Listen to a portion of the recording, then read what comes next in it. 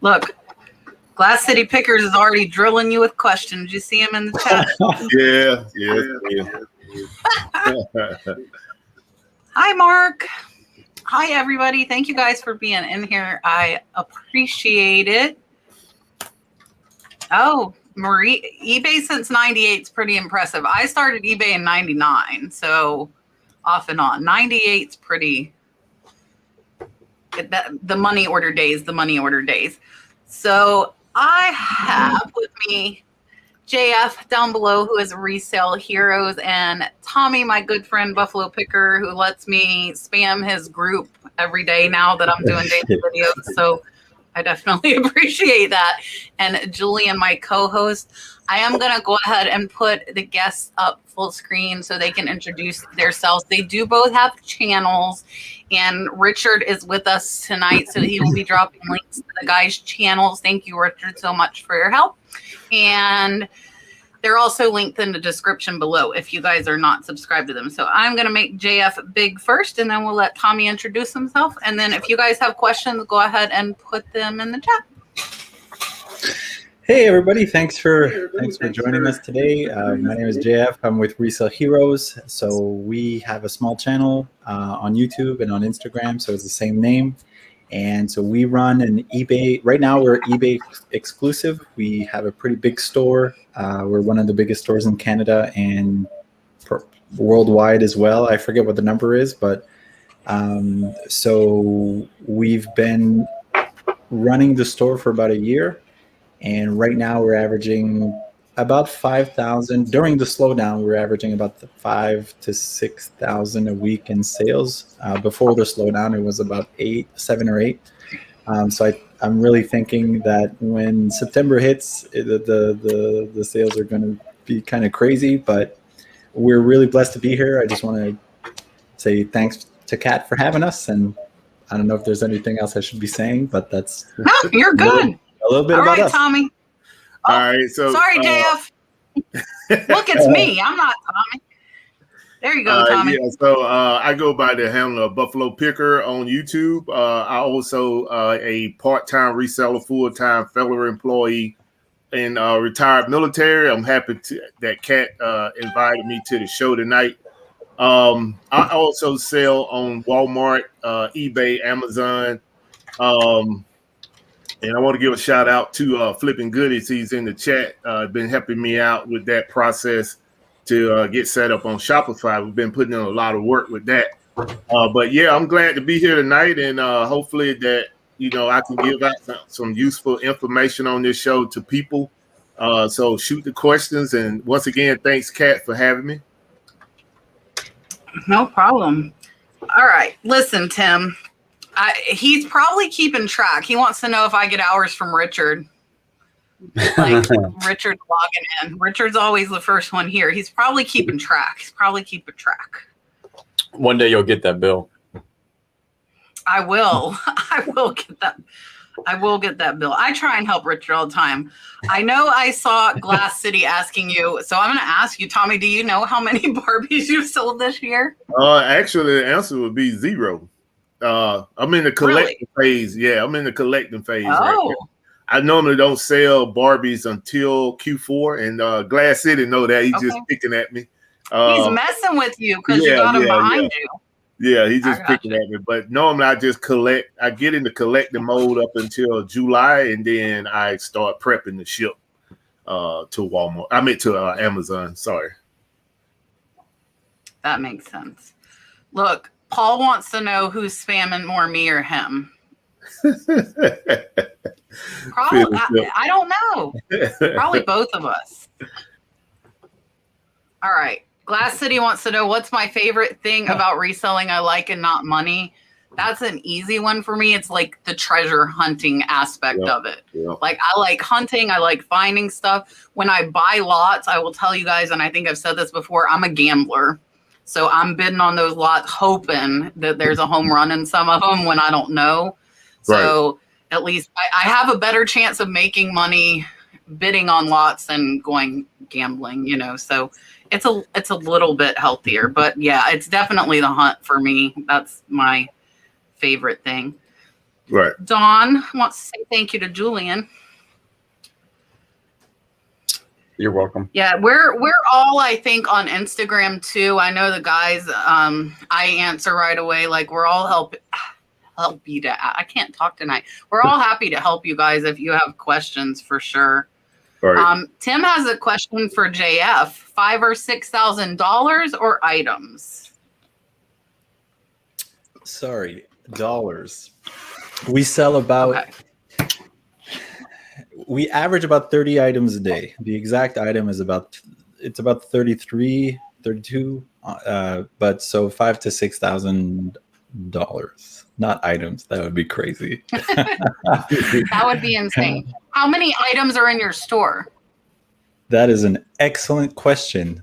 Let me check because it changes every day. But I think it's 11,000. Well, so we have 11,600 listings. Some of them But are that's out of not quantity. no. Some of them are out of stock, but our quantity is 9,400. So in reality, we really have 9,400 items right now that are for sale, and thousands more that are in a pile somewhere, just begging to be listed. So yeah, that's about triple. I'm almost at 3,200, and I'm doing like 2,000 to 2,500. Yeah, I just need to list more. That's what I tell everybody. Just list more, right? it's amazing. Well, the more you list, the more you sell, for sure. That is definitely true. DC Sells wants to know, Tommy, if you can talk about selling on Walmart.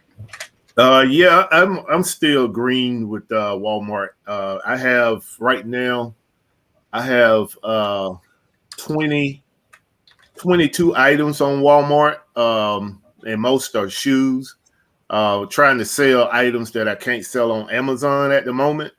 So like I mentioned earlier, Flipping Goodies Mike has been working with me, and we finally get my store to where I need it. So I'm actually in the process the next couple of days of uploading all of my goods to Walmart. But I'm too green in the game right now to be speaking on Walmart. Give me about a couple of weeks, and then I can definitely go in with it.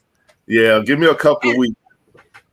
Has it being on Amazon, because I used to do Amazon, I don't do Amazon anymore. Would you say the learning curve for Walmart is easier than Amazon, harder, or like about the same? Just out of curiosity. The interface of it is a little different, but it's almost the same. It's really not that hard once you get into the interface. It's just every platform is a little different. Everybody got their own little tweak. But the interface on Walmart is a tab different. But what I'm using right now is a app where I can bring all my goods into one location and then determine which platform I want to sell it on from that one location. So right now it's pretty good. So only thing about Walmart is, and I haven't made a sale yet on Walmart, but based off of what Mike was telling me with Flipping Goodies, because he's been selling on Walmart for probably I think about 3 or 4 months now, is that Walmart tracks your item until delivery. So if you say you're going to have it to the customer in 4 days, it need to be to the customer in 4 days. And if it doesn't, you'll get a hit for that. So that's the only. So the actual delivery day, not the shipped day. Exactly. So that's the only thing that Mike told me don't like about it. But other than that, like I said, I'm just now getting my goods onto the platform. So give me a few weeks and I'll be able to talk about it a little bit more. And Hip Hop Thrifter said, "Thank you for your service." I just wanted to pop that up there. Thanks, sir. In case Appreciate you. See it in chat. Sir, all the way.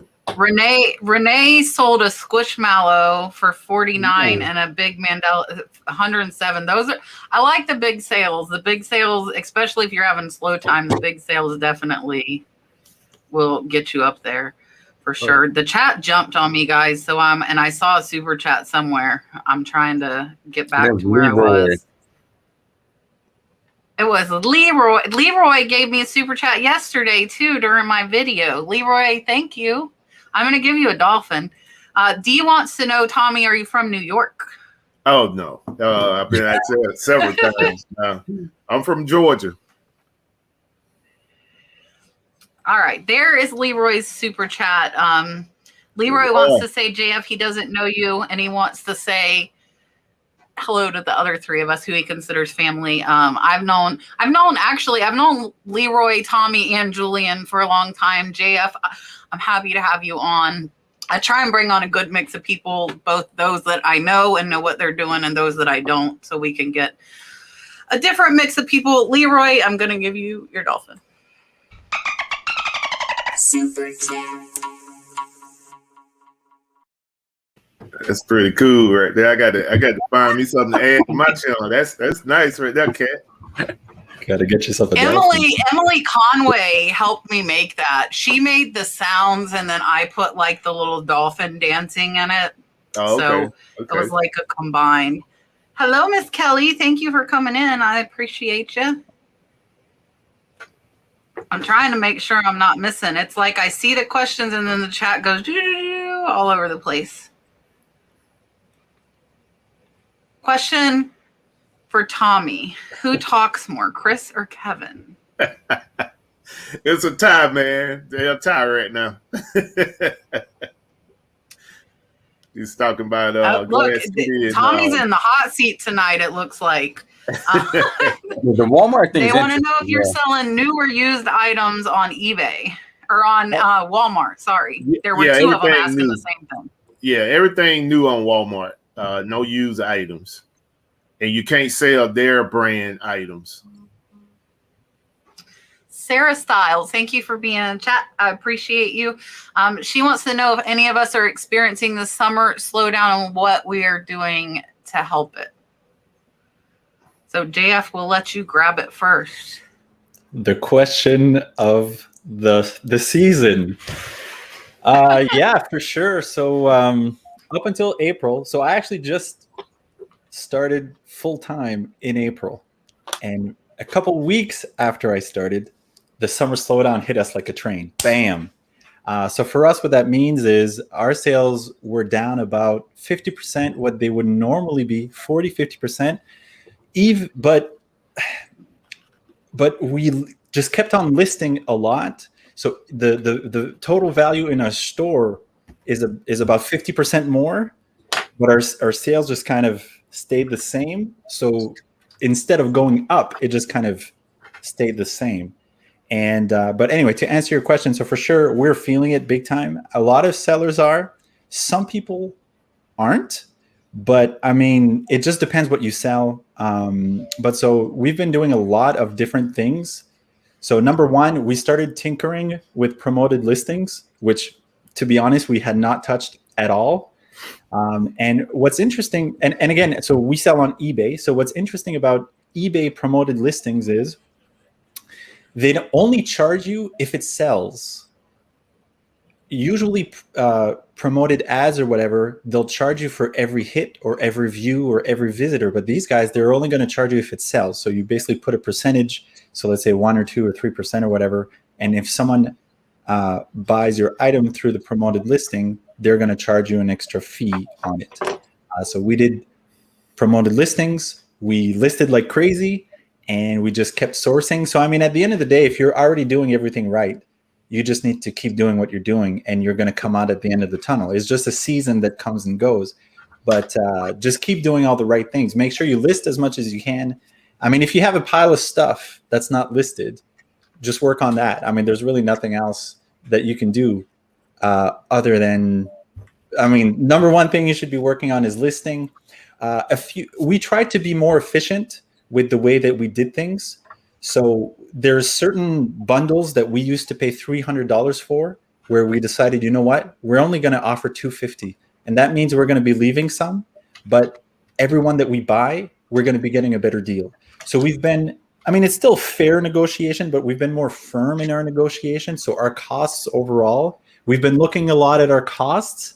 So just as an example, and I'm not going to harp on eBay, but their boxes are a little expensive.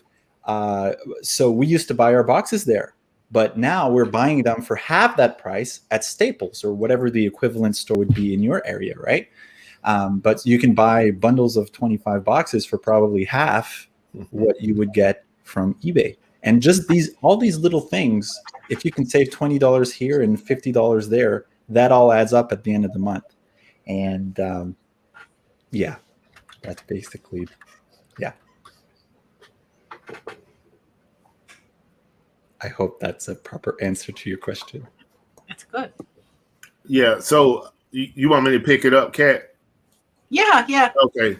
Yeah. So for me, I everybody that know me as a reseller, eBay is kind of like my fallback market for reselling. So what I do for as the summer goes is my revenue does take somewhat of a hit, but I use the almost like the squirrel or chipmunk method during the summer. Is I do a lot of collecting of items so that I can make a mass shipment to Amazon, and Amazon is like my dude. So when it comes to eBay, I'm not.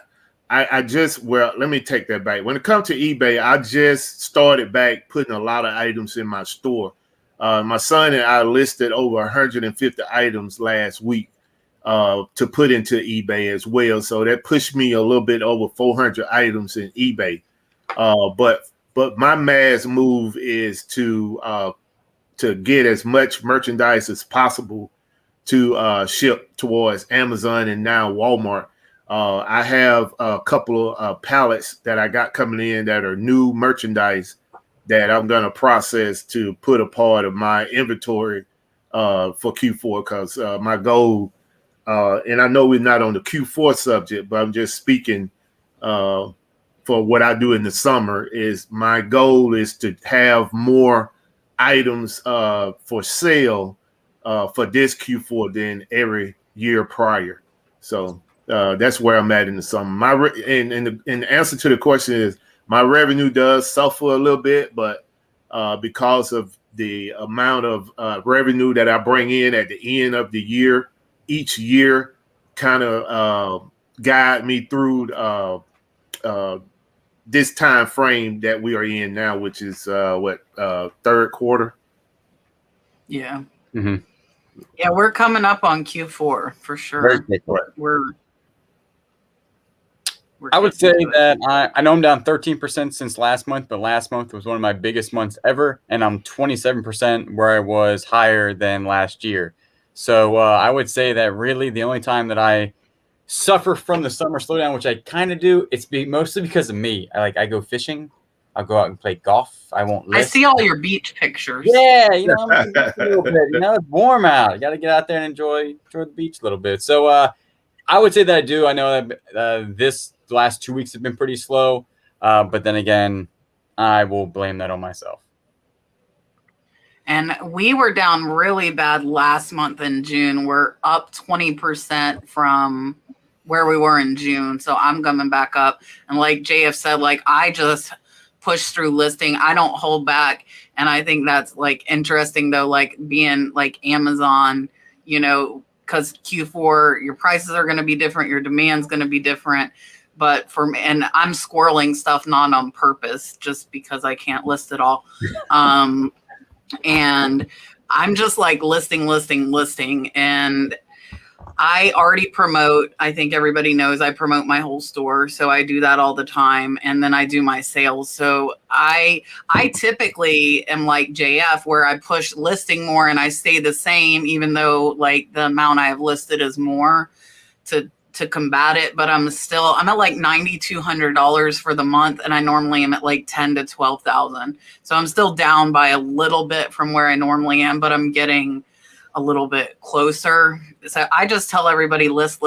And if you're not promoting, promote and try sales. If if you want to get stuff moved and you bought low enough where you can afford to do 10 or 15% off, then try that. And maybe that will help. Dee wants to know, Tommy, how did you get the name Buffalo Picker? Yeah, so I told this story 4 times. Dee, you need to go check out yeah, so I got that name from the Buffalo Soldiers. There was a Black American group that was established during the what you call it? I went brain dead now. But anyway, there was an African American group established in the 1800s, and being that I was a retired military person and I always followed the Buffalo Soldiers, I just kind of took that name, and I kind of went through the complete story on a couple of my videos and a couple of my shows about how that name came to be. So yeah, I'm not from Buffalo, but because I'm a Black American retired soldier, I took the name Buffalo and added to Picker. That's cool. Tommy, you're the popular one apparently. Richard wants to know, is selling on Walmart like Amazon? Yeah, like I said, I'm still green to Walmart. I'm right now in the process of getting all my items loaded up. But I can kind of give you a snapshot. To your question, it's basically the same. The interface to the platform is a little different from Amazon. It's the listing is a little more intense than Amazon. But other than that, it's pretty much the same. Right now, I'm in the process. But it's all fulfilled by merchant? No. Fulfilled by merchant? Now, Walmart is fulfilled by merchant, but you can. Okay. But you can send in to the fulfillment center. I think you got to qualify for that. But like I said, okay. I haven't even gotten that for. I'm gonna basically, because I have warehouse space, I'm doing basically merchant fulfill for Walmart, and all of my merchant fulfill for Amazon is being crossed over to Walmart. All of my FBA is being crossed over to Walmart. So okay, that makes sense. Paul, I would love to agree with you, but that's not necessarily true, my friend. After doing eBay for a very, very, very long time, it really depends on what you're listing. So like, I don't sell bathing suits, but I started looking at the bathing suits when I'm in the thrift store because it's summer and people are buying them where they might not want my collectible glass right now. I've sold like tons of swim trunks. So I think you got to kind of adjust for the season if you want to continue having those sales. You do a lot of like media and stuff, and your DVDs and stuff is, that doesn't really change, but a lot of it, people are outside. I am going to give Renee her dolphin, and then we will talk about her amazing sale. Super chat. That's amazing. Now Renee, you didn't tell us what you paid. We need to know what you paid for this $170 jacket you sold. Always a follow-up question. Yeah, always a follow-up question. But there's two things. So like Italian is going to be popular. It's leather and it's 3XL. Like there's three good things there in what she sold. She said $20. JF, there you go. Some new subs. $20. That is amazing. Thank you guys for subbing to these guys if you don't know them. Kelly, send me a message. Yes, he is Resale Heroes, Miss Kelly. Send me a message. I will get you on. Vintage Age wants to know, do you fill in all the item specs on eBay, and do you think eBay pushes you for not filling in all the specs?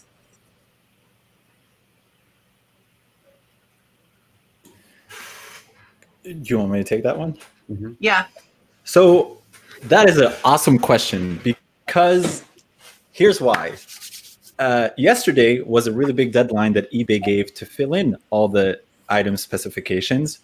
And to be honest, when we actually noticed back in May that this deadline was coming up, I noticed that we had 1,600 listings that were not fully filled out with the item specs. And I called eBay, and I basically got they're always dodgy on the phone. No offense to eBay if you're listening, but they rarely give us a straight answer. But the feeling I got from it was, if you don't fill it in, they reserve the right to just can your listings. So, if I had 100 listings in my store and there were only 2 that I didn't have properly filled out, whatever, right? But I had 1,600. That's a big chunk of my store that I don't want to disappear. So for the past 2 months, I've been filling out like 30 a day, and it's just been a pain, and I just finally finished it. But the way that I understand it. And I mean, the algorithm of eBay is kind of a mysterious beast. But the way that I understand it is the way that the algorithm, there's so many ways to please the algorithm, or in other words, to rank better. And one of the ways is to have as many item specifics as possible, again, while being efficient on time. So, I mean, you don't want to take a half hour to do a listing, but if it takes you 30 seconds to add in a few things like the color and the size and the whatever, it could possibly make the difference between you making that sale. So, for example, if Kat has that and I don't, if someone searches specifically for a color of things, maybe mine is not going to show up, but hers will. If they just search by a generic name, then we're going to rank however we're going to rank. So we kind of, you have to find a happy medium about how much information is worth putting down, and then you just kind of make that work. So just as an example, we have like 500 books, and we hadn't sold one in a few months. And then when I put in all these recommended in all the specs, we sold 3 in the past week and a half or whatever. And so I choose to believe that my efforts were not in vain, and that it actually helps you rank better by putting in as many of these specifics as possible.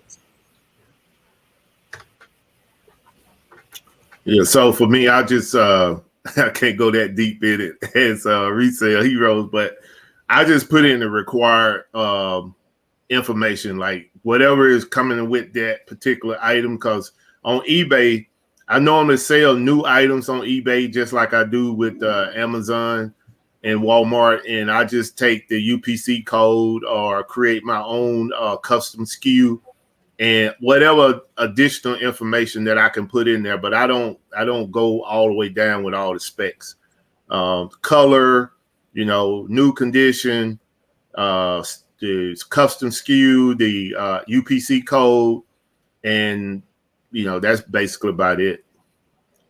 Yeah, I'm gonna agree. I do, like, I wouldn't say the bare minimum, but I won't get a kickback in red. So if they're like, hey, Right. this is just I do, like you just said, I do whatever is very relevant to that individual item, and then Right. I move on. Yeah, and I think you guys know, like, I don't do descriptions. B, I list fast. That's how I've got so many items in my store. But my biggest tip is if you sell similar of an item of somebody whose listing is nice and done well, you're not going to have to fill it out yourself. It's already going to be done for you. Right. So I typically sell similar of like a listing that their title looks good, and I'm still going to change it up a little bit, but most of the time the listings that like their title's real nice and stuff, they're going to have those filled out for me. And then I don't have to, I'll change it, if the color's different or something like that. And other than that, I'm the same as far as I'm just going to do the required. And I will click this off just for a second so you guys can see who everybody is. We keep questions on the screen all night, so everybody can't really see who's who, but I know Richard's dropping the links. Anonymous wants to know, what advice would you give to someone who's just starting out?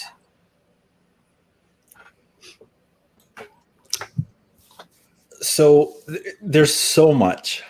There's so much to say. I think it was Brendan Burchard. So he's one of the mentors that I follow online. He says something like, it doesn't have to be perfect. You just have to start, so something that's started and just done sort of well is better than 100 ideas that you never pulled the trigger on. But save as much. Don't try to do like all the big YouTubers and all the big stores by having all the fancy boxes and having all the fancy envelopes. Keep your costs low when you start. Get a support group around you that gives you free boxes. I mean, you can go to a liquor store and get free boxes all day long. You can go to a supermarket and get free boxes, and sometimes free bubble wrap at furniture stores. So we're at a point where we don't have the time to do that. So we'd rather just pay the $40 and have it shipped right to our door. But I mean, for a long time, we would do that. We would go get free boxes, and I still have people in my family who'll save boxes for me. And what you sell and what kind of sizes of boxes you need, but don't overbuy. You know, if you just bought something and you haven't taken the time to list it, don't go buy something else. I mean, because when you first start, you're limited on money, right? And so focus on the excellent deals. So there's so many deals out there, and most deals are good, but there's only a handful of them that are excellent. So try and focus on those. And if you don't know how to figure that out, take 30 minutes and go look at YouTube videos on how to negotiate for things or how to pick out good deals. I mean, I'm sure any of the four of us have probably videos on that. Actually, I don't. I probably should, but whatever. Yeah. But there's so much. But just start where you are and get a little better from there. And watch videos like this. And every video is going to give you a couple ideas. And like, we're a big store, but we started small, just like everybody else. And we're not, I don't want to say we're not that smart, but we're not geniuses. We're just sponges. We're just constantly learning. And that's why we got to the level that we're at now, because we never stopped learning.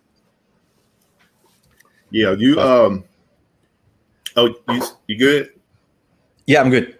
Okay, man. You pretty much have said it all, man. I agree 100%, man. You got to start where you are. You know, it's good to watch other people videos that are successful with this type of business, but you got to know your limitations. You know, you cannot be where I'm at in 3 years time in 30 days, because you know, it's steps to success, and you can't skip those steps no matter how hard you try. Now, what will help, just like Heroes said, was that RJ, is that you can put yourself in a network of people that are successful with where you're trying to be, and they can kind of help you speed through those steps, but you can't skip steps. So, you know your limitations. You know, do your research. Research is king in reselling. You know, because you can make a lot of bad buys. And I'm not going to sit here and say I haven't made any bad buys. I still make some bad buys. But the thing is that you got to pay attention to the data. The numbers, most of the time, the numbers don't lie. So, you know, those are the simple advices that I can give is when you're starting out is do your research. Research is king. Know your limitations. Start where you are, despite all the people that motivate you and where they at. Start where you are, and that way, you know, you'll go through the process that will lead you down the road of success. Yeah, I would agree. All what they said. And then if you're just starting, like my dad just started on like eBay, and I was like, grab some cool stuff around the house you don't use anymore. Put that on there. Yeah. Start super. You know, he's got good fishing rods and reels he doesn't use. I was like, that stuff's going to sell hot. Right. It's not super high end. It's not like $1,000 fishing reel. It's like a $50 fishing reel. So if something happens, you're not losing a whole bunch of money. But definitely just start. That's the main thing is go ahead, do your research, get some knowledge, follow some people, put yourself in a good group, and then boom, get it done. Like just start, and then you will learn from there. Right. Yeah. And you're gonna have like failures. They're gonna happen. I still make bad buys. Like Tommy saying, like I've been doing this for years and years, and I still will make bad buys. I just recorded a haul video with 3 bad buys because I had no signal. I couldn't comp, and I thought the stuff would sell, and I'm probably going to break even. I'm not going to lose money at least, but they were bad buys, and that was last week. So that's going to happen. And everybody's like, I don't have sales. I think like they're saying, as far as like watching some of us with YouTube channels that have these big stores. And I think I mentioned it in my video yesterday, I have 3,200 listings. If you're comparing what you're selling and you've got 200, you're going to be very sorely disappointed. You've got to look at what you have. Mm-hmm. And if you're compare to similar people who might have, 200 listings of the same type of thing is important as well. Otherwise, you're going to beat yourself up. It's really easy to get beat down. I didn't have regular sales until I had over 500 listings, but that'll vary. I have friends that are successful with 100 listings that sell more items than I do. They sell more than they have listed because they only sell like hot, trending, really popular items. But you're going to have slow times. Even with 3,200 items, I'm going to have slow time. And you just got to keep pushing and keep doing. And like everybody said, you have to start. So even if you're listing like 2 items a day, just keep doing it and it'll build from there. Dee wants to know, Julian, what do you call old listings? I told her like 9 months, like, some of the stuff I sell, I know is going to be long tail, like tools. Some tools I know are not going to sell because somebody's got to look for a specific one that they lost or whatever. So like 9 months, but I don't promote anything. Like all the listings I've done recently in the last, I would say probably 6 months, I have not promoted one of them. Lena wants to know if anyone recommends attending the virtual eBay seller conference in August. Why or why not?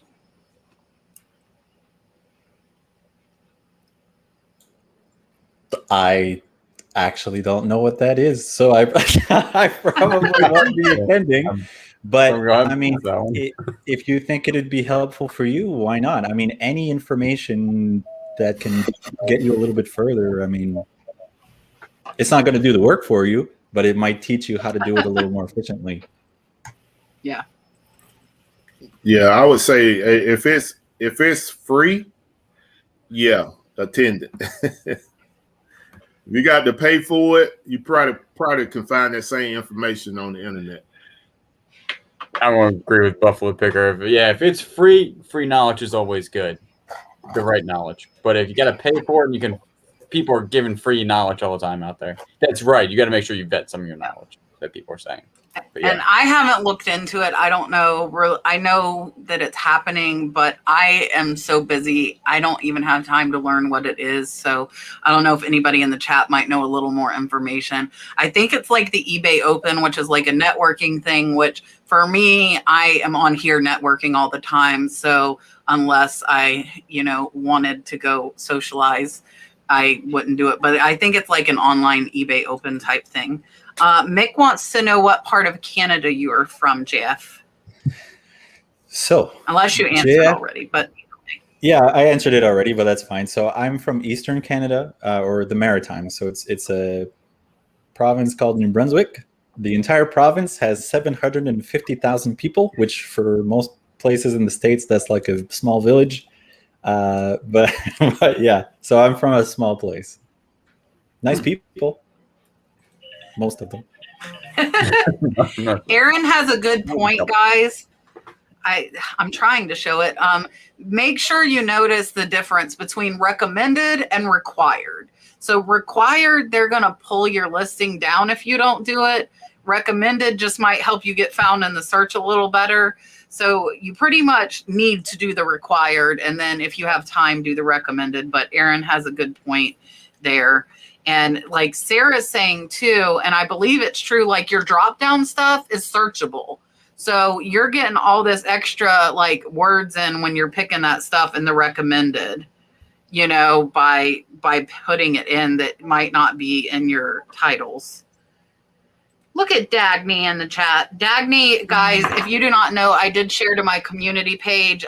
Flying Pig Thrifts is my good friend Jocelyn, Crazy Lamp Lady's shopping buddy, and she has finally taken the plunge and started her on YouTube channel. Yay! So if you are not subscribed to Dagny over at Flying Pig Thrifts, definitely go check her out. And speaking of Jocelyn, Crazy Lamp Lady, she will be our guest next Tuesday with Misty Thrifter Junker Vintage Hunter. So we will have our lovely lady friends on with us next week again, which will be good. And always a fun time. Mega Man says this is for all of us. Do you show? I think you mean shop probably. Do you shop at the Goodwill bins? Why or why not? Okay, so so we do not do a lot of thrifting, just because of the volume that we need to do.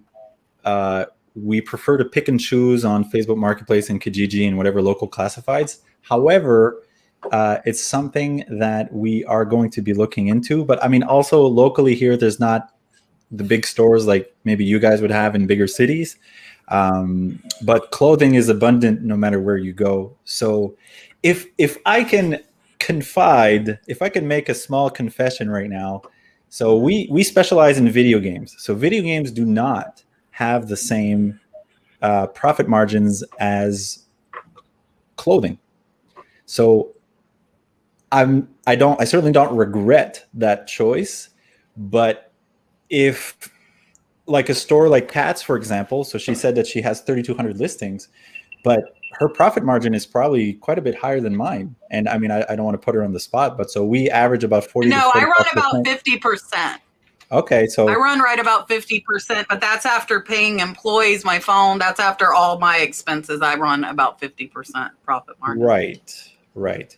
But so clothing, short version, generally speaking, is very abundant. You can find it anywhere. Some smaller stores, you'll be able to negotiate to have bulk deals with them. And anybody can do it. You know, you could walk up to a store with $50 and you can start a store with $50. Yep. Right. I never been to a Ben's thrift because when I started out in reselling, I started in RA and I never looked back. I went to one out of the last 3.5 years. I went to one thrift store here in Atlanta, but we have so many stores, big box stores, discount stores that I can go to that I just can't find the time to go into the thrift stores. Like I said, I went in there one time and, you know, it was just, I was just lost. So I went back to what I knew, and that's RA. So not that I don't want to go to a Ben's, I do. I want to get in there and do some thrifting, but it's probably about, you know, on my radar about the next year to try to do that type of stuff. Not right now. I don't have one close to me. We went to one, me and Kayla went to one in Asheville, North Carolina, and we found a ton of good stuff. I'm not much into like getting in and like fighting people anymore. But man, Kayla went in there. She was like hitting people out of the way, going for stuff. And I was like, I don't know. I'll go over here. There's not that many people. But, she liked it. I like it. We did really well in it. I would definitely go to one if I had one near me, though. I mean, we found some good stuff. So, but I don't have one near me. Yeah, and I don't have one within 2 hours. I used to have one an hour away, but they closed with the pandemic and they never reopened. And for me, I don't do a ton of clothing. That's definitely one of my least favorite things to do. But when I went to the bins, I would look at linen because most people are there for the clothes and the shoes. So I was looking at stuff that most people were not. And I would find like vintage throws. I would find like nice quilts and blankets, like down ones worth $100 and I'm paying like $5 for. And I would come out with 60 pounds, but it would almost all be linens because I don't like the whole fighting and crowd people. And that is definitely what most of the bins are, at least the few that I have been to. It's definitely like you better move out of the way kind of thing. And I wasn't going for the clothes because I don't want people in my space. But like they said, I also am not like, I go out and thrift for kind of like relaxation. I don't thrift for my main sourcing. I buy from online estate auctions. That's where 90% of my stuff comes from. So my thrifted stuff is like me just going out to have fun and kind of like be able to look by hand, you know, and search and find things. I'm just doing it to do it. But 90% of my stuff is coming from online estate auction lots because I get stuff a lot cheaper that way. Bren's Gems wants to know if any of us are going to the Boss Reseller Remix in October in Las Vegas. So there's not much international travel happening from where I'm at because of COVID. But I can't wait until I can travel again. And if I could, I would. That's a negative for me. Definitely not traveling. Well, I am traveling. I'm going to the Steelers game, but other than that, I try to surround all that time for Q4 is just getting items shipped out to Amazon. Yep. No. I will not be there. I am not, because I just went to the Cincinnati Reseller Rally last month, and then I'm going to hang out with Jocelyn and Dagny Flying Pig Thrifts in September. So I'm going to have like that time away already, and I just can't take that much time away from the business, unfortunately. I'd love to be able to go on vacation all the time.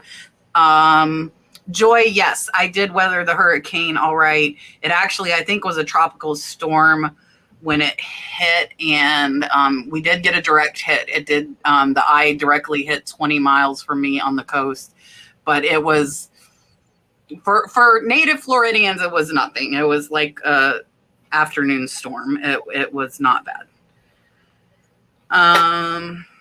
Oh, yeah, see, that cost in itself, I didn't know how much it would be, but like for me, the reseller rally was $100 for a ticket, which was like a meal, and it was a boat cruise and stuff like that.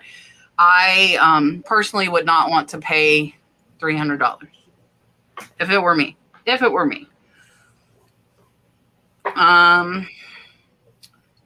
Everybody's talking about that. Hold on. Yeah, you're gonna, like, if you're new, you're gonna make mistakes. Know that. You're not the only one. All of us that are experienced are making them. Hopefully not as frequently, and hopefully not the same ones time after time. Hopefully you learn when you do it. But like me picking up stuff when I can't comp, like in those same thrift stores, it's probably gonna happen again because there's no signal, so I'm going strictly off of what I think.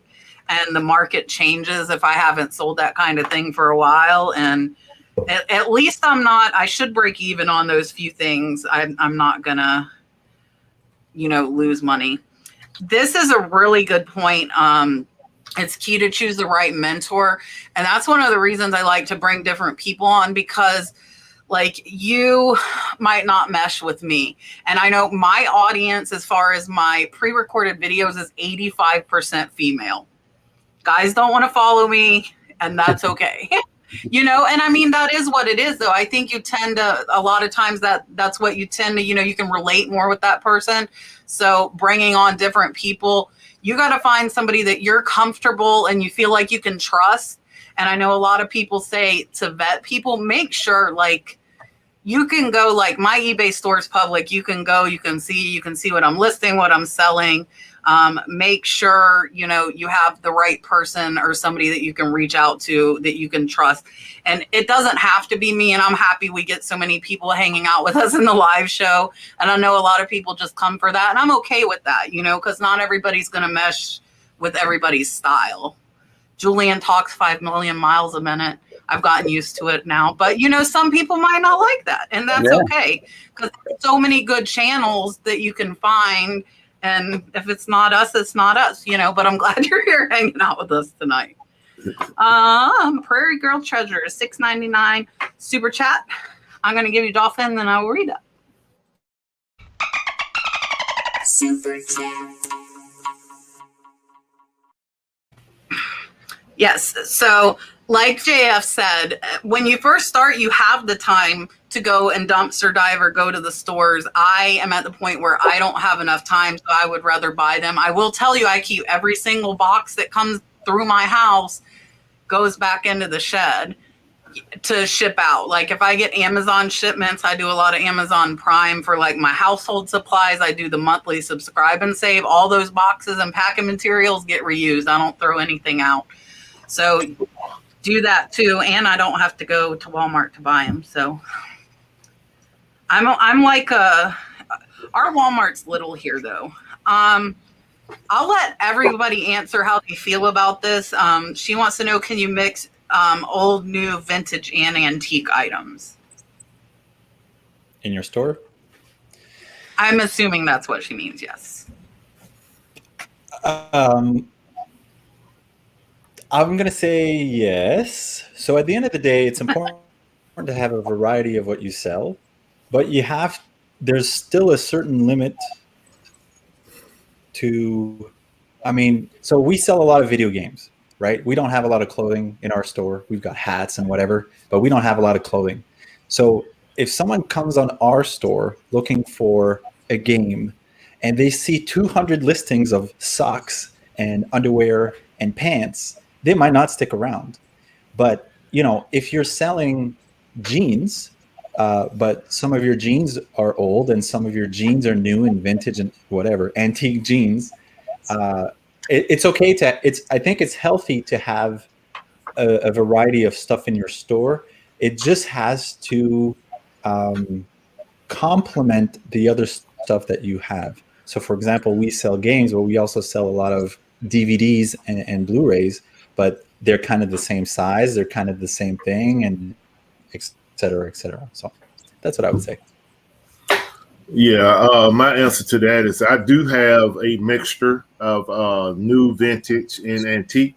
But what I will say is that you're gonna, unless you got the in an area where you can get the antique items, you're gonna pay up for those items. And the thing is do you have a customer out there that's willing to pay, you know, the price that you're selling that item for? Now, vintage is different.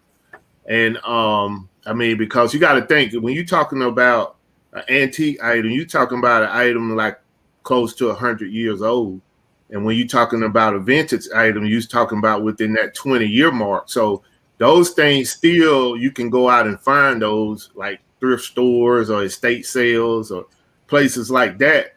So the profit margin would be great with those items, return on investment. But when you're talking about antiques, like I have a couple antiques in my eBay store, but it's because I got lucky and found those items at a estate sale. And it was a last day deal that was back in the closet and nobody looked.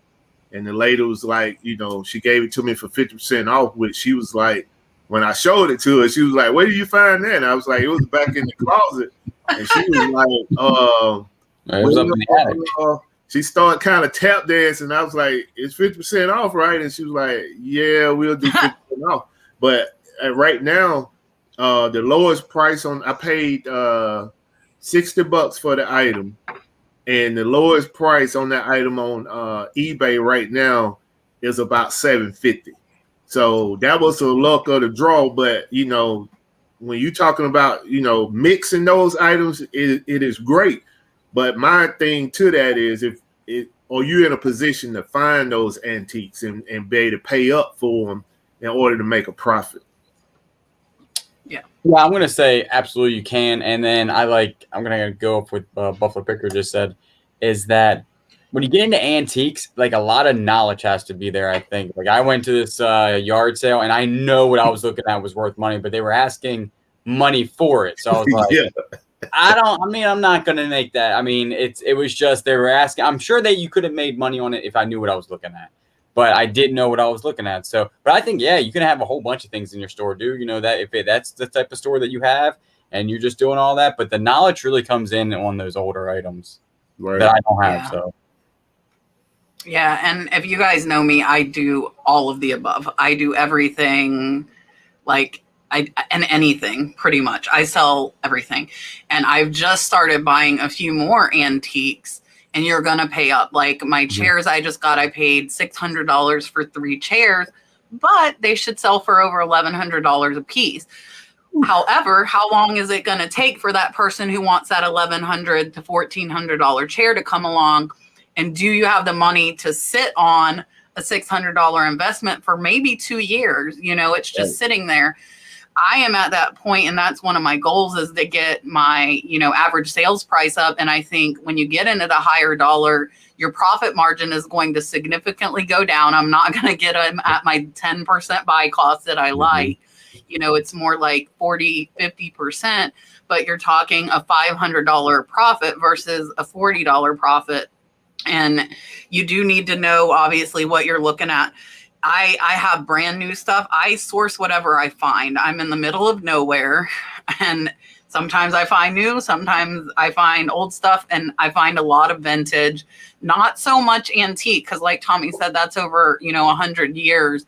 I've been going to antique stores, and that's a good place to learn, because you can touch it, you can feel it, you can look at it. And then if you see it somewhere else, because most times in the antique store, it's going to be priced up. And you're not going to be able to make a profit on it.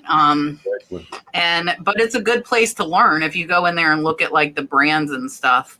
Elena, I'll let JF answer that. I know the answer, but I'll go ahead and let him. Elena wants to know if you're on Poshmark, and if you are, what you think about that. So we're not on Poshmark. Actually, I don't even know if Poshmark is in Canada right now. If so, it's very recent. But as of right now, I actually don't think they're in Canada.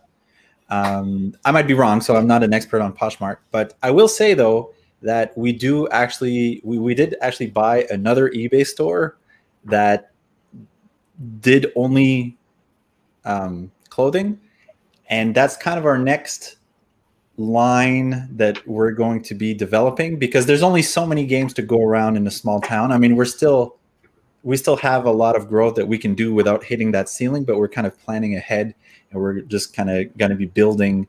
And I feel like it wouldn't be healthy. I mean, just for our store, I mean, different stores are different, but I feel it wouldn't be healthy for our store to have all this clothing in it when it's really not about that. It's more about the games. So I really don't know much about Poshmark, except that it is a very popular clothing site. And yes, these people would know a lot more than I do. No, I'm about to pull out of Poshmark. I'm about done with it. I just don't have the time for it. Elena wants to know, Julian, you're close to the bins in Charleston. Do you have any luck there? Yeah, I'd answer in the chat. We talked about that. Actually, I've never been to the one in Charleston. She said there's one north of or around Mount Pleasant, and she used to live in Surfside, which is like right across the street from me. I always say I live in Myrtle Beach. I don't live in Myrtle Beach. I live in a smaller town south of there called Murrells Inlet that nobody really knows about. So I'm closer to Mount Pleasant than I am like north. So, but I will just check it out. It says it's in Mount Pleasant. Yes, Renee, the one in Ocala is the Goodwill bins that was close to me, and it's the one that closed. Joan, I think we covered it, but just to clarify, vintage is anything 20 years or older, which is crazy because now 2001 is vintage, and that makes me feel very old. And antique is 100 years or older, so it would be like 1921 or older. The chairs that I got, the wrought iron chairs I got, are from the 1850s. They are almost 200 years old, which is amazing, that are in my shed that I love. Do you call them double antique? Huh? Do you call them double antique? Antique squared or anything? No, nothing. I should call them something to make people buy them. I'm assuming Sujan is not in the US. I know the global shipping program, I can't tell you exactly because I think it's they charge you like the export fees, they charge you the shipping, plus they charge you a handling fee. From what I've heard, people that use global shipping on the other end of it that are not in the US pay a pretty penny. Right. I don't know if anybody else has any more insight onto that. Right. That's basically it. It's all by the item. Yeah, the charges is on the receiver. Yeah. Anonymous, honestly, there's no way to know, and it probably depends on the day as well, because you never know what's going to be in the bins.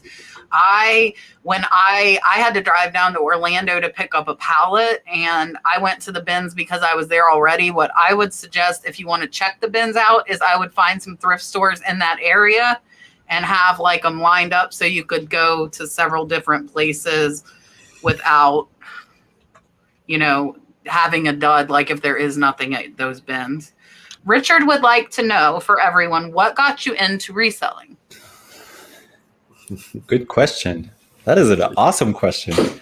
Well, actually, so I had my first eBay store in 2015 because at the time I was working for a nonprofit and I wasn't making enough money. I had just enough money to just kind of live, just enough to get by. But I mean, I had like $50 a month left over. It was pretty brutal. So at that time, I was reselling to just kind of have spending money. But now we're reselling because, I mean, when COVID hit, man, everything changed. Like the whole world is upside down. And I mean, it's whatever. I'm not going to get into that, but it's just a lot of things have changed. And reselling is one of the few things that anyone can do it. You know, I mean, it doesn't matter where you're from, doesn't matter what your background is. I mean, if you can use, I'm oversimplifying it, but if you can use a phone or if you can use a computer, you can do this. Some people will be more efficient at it. Some people will be more naturally good at it, but anyone can do it. And it's a business that you can grow. I mean, for some people, it's a hobby, okay? But for me, it's a business. And it's a business that you can really grow. And we're scaling with employees where you can get it to a point that you can have that time freedom. You don't have it when you start, just like any other business. But what other business can you start practically for free or for $50? And actually, while I'm talking about that, I'm sorry, I'm going to take a minute here. But I just want to say, there's something I've been wanting to say for a while, and I keep forgetting. But for someone who wants to start reselling that has no capital, Julian said something earlier. And basically, for someone who doesn't have capital, right, and you're just starting out, there's two easy things that you can do to just start. Sell stuff that you have in your house. And there's someone in the chat that says, don't be attached to your inventory and to your own stuff. But I mean, if you have a library or whatever, a bookshelf of 20 books that you've already read or that you're never going to read, sell them. You'll make $50 or $100. And with that, you can trade it in for 20 games or something else. And then you can sell that and up. You can look for free stuff in your neighborhood or just ask your family or friends or people that you like or your local whatever places they give stuff away. It's not efficient as opposed to buying it with real money. But if you don't have money and all you have is time, it's a great way to start basically for free. And now I'm going to shut up and pass it over to Tommy. Yeah, I got caught up in the chat, man. Okay, so what got me started was I was finishing up my degree with Strayer University, and Steve Harvey was the spokesperson for the university at the time, and he came in to speak to the graduating class about having several streams of income, and that he basically gave us the story about him sitting down with Warren Buffett and talking about what is the avenues towards getting rich. And that one of the things that resonated with me was the several streams of income. So that night I came home, I got on YouTube, and I was like, what else can I be doing outside of what I'm doing right now? And I ran up on a reseller that I'm pretty sure a lot of people in the panel know is Resale. And I always say I ran up on him before he became Hollywood, because all of his information was free. And I studied the guy for like three months, and then I found another guy, Rise and Grind Picker, and I watched him for a while, and I just pretty much took two resellers' blueprints, because both of them was a little different, and I kind of brought it together and made it my own. And from that point, I started my resale journey, and I started on eBay for 3 months from October to December. And then from eBay, I jumped over to Amazon, and it was just basically like the sky was the limit for me. I wish I had about 4 of me, because probably be a millionaire right now. But I can say that, I was inspired by other resellers that pretty much laid down the blueprint of how to be a reseller, how to be a successful reseller, and the steps that you should take. And for me, not knowing anything about reselling, I trust the information that these guys was putting out. I went out and tested the information, and once I seen that I could take an item that I purchased for $10 and flip it to $40, I was sold. I got in because my girlfriend was like, hey, she used to go to the Goodwills, and I used to sit on the sofa and look at my phone. She was like, why don't you get up and like buy something and flip it online? Because she was doing it. I was like, this is crazy. This is dumb. You don't know what you're talking about. And then it was the same thing. I flipped a teapot, bought it for like $2, flipped it for like 40. And I was like, whoa, I work like full-time boat leasing, and I make way less than that an hour. And I was like, oh, I'm going to go ahead and do this. And then I was hooked, and then the rest is history. Right. And I've been doing it since like middle school. I'm like a natural born hustler. Anybody that knows me, I always am doing something to make money. Like people at work, before I was doing reselling this time, because I've done it off and on for 20 years. Before I was doing it this time, I had a chicken farm with 200 chickens. I hatched 100 chicks a week and I sold chickens. And we have like a bunch of Filipino nurses at work, and I would like incubate the eggs. This is disgusting. A lot of you might hate me for this, but they make balut out of the eggs. So I would incubate them. I would not cook them, but I would incubate them, bring them. I was selling them to them at work, the eggs. And I would sell fresh eggs. I would sell the chicks. I would sell the chickens. I had like an outlet for my roosters. I had auctions I went to. And before that, I sold plants and some on eBay. I did a lot of plants on eBay. I had my own plant nursery. There's always been something since I was 14 years old that I was doing. And I think it's actually my most viewed video, like my story about me and this time reselling, is that I always stop. I always get bored and just go to something else. And my goal this time is to not stop and get bored and continue building it. And I am doing that, and hopefully not going to just stop because I get bored, because at this point I have reinvested everything for 2 years to build it to where it's at, to be able to go part-time in 2 weeks. And I want to just keep building it. And then like Tommy said, like definitely multiple streams of revenue and just doing different things. And my goal is to be kind of self-sufficient where I can be at home and be able to do what I want to do and spend time with the baby and not depend on somebody else.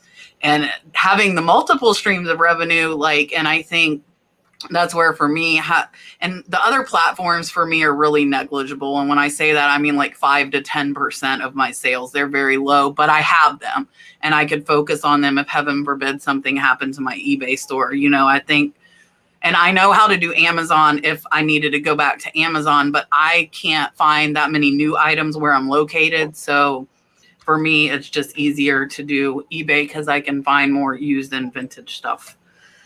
Mom, son, thrifting. My 11-year-old son and I have been selling on eBay since February. When is the best time to open an eBay store? Is there a magic number? And I don't know if everybody wants to answer. We went over this last week. Like some people, like Craigslist Hunter Pete is really big and he doesn't even have an eBay store. So you don't have to have one. But I would just say when the listing fees, like if you get past your free 250 listings or whatever they're giving you and you're starting to pay for those listings, when it becomes cheaper to have a store and you get 1,000 listings is when I would suggest switching over. Does anybody have any different advice as far as the store? I agree with you. Yeah, 100%. Yeah, I agree with that. I will say also, it's something that a lot of people don't know is that when you do pay for a subscription for a store, every couple months you get a free coupon for shipping supplies.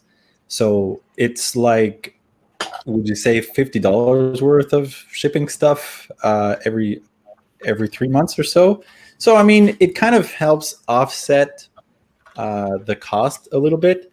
But for sure, just when you're starting to, those fees are a little outrageous. So, I mean, if they're going to charge you the fees, you might as well get them for free or for less expensive by having the store. Right. All right. Julian, listen, you say you're doing it. So now you're going to have to do a video on it if you go dumpster diving for golf clubs. Yeah, I have it at Dick's Sporting Goods in Myrtle Beach. I don't know. I think their dumpsters are behind gates. That might be illegal. I don't know. It depends on where it's at. Yeah, Myrtle Beach is pretty strict. But we will be looking into that. That might be something. I might do a TikTok about it or an Instagram. I'm sure if you asked, the chat would be willing to contribute to get you a ladder to get over that gate. Or at least bail money. Now be on the other side of the law. Yeah. If I get arrested, just get the bail money so I can get out of county lockup. If you get arrested, you will go viral. Make That'd be sure great Kayla gets it on content. camera. That'd be Put the great video content. out, and you're golden. A seller Hunt wants to know: does anybody use pirate ship for international cheaper shipping rates? I don't. I use a global shipping program. Yeah, I the only time that I use pirate ship for international, sometimes eBay has these glitches with the standard international and it won't let me print the label.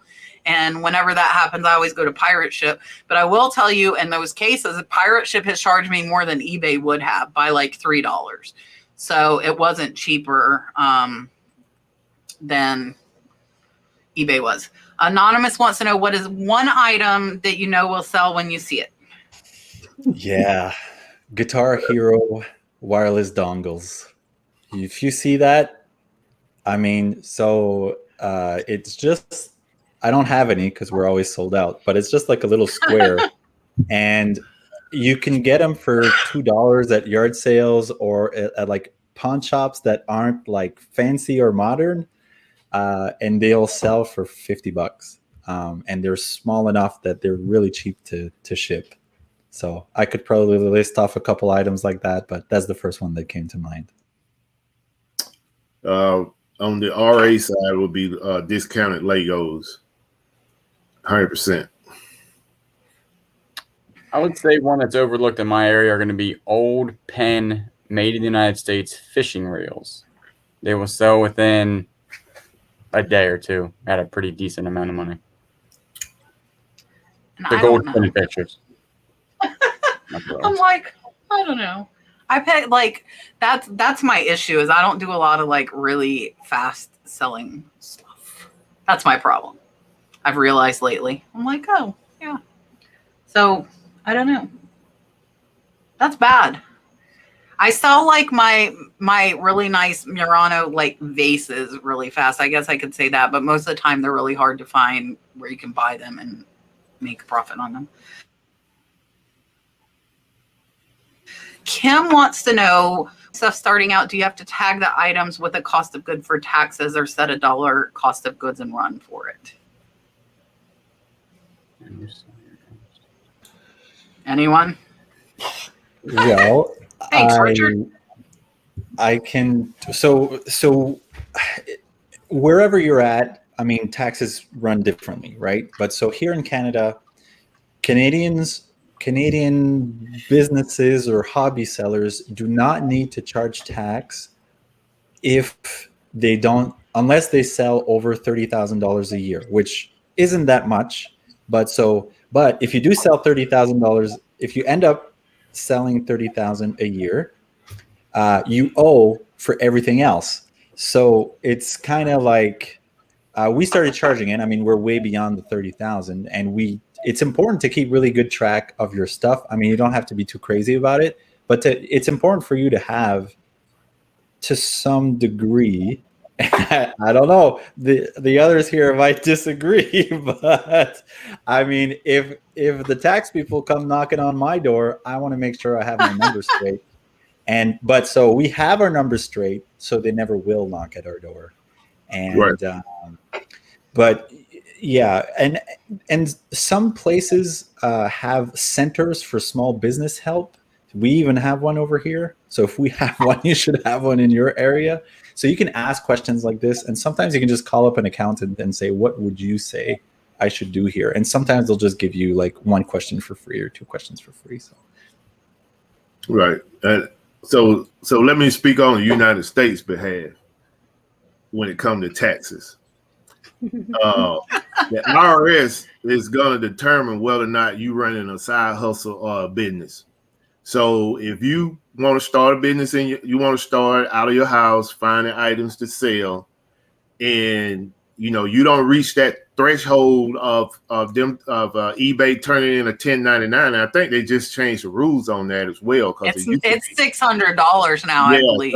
So if you don't reach that threshold of $600, you may be under the radar. But my advice is run your business like a real business. Don't run it like a side hustle, because the IRS, when they come, like like RJ said, they come knocking at your door, and it's in the United States, they can shut you down. So, and you don't want those problems. I can tell you a brief little story about me was that I was making sales when I started on Amazon, and basically I was ignoring my state taxes. So they reached out to me and they was like, "Hey, we noticed you hadn't paid no taxes in 90 days."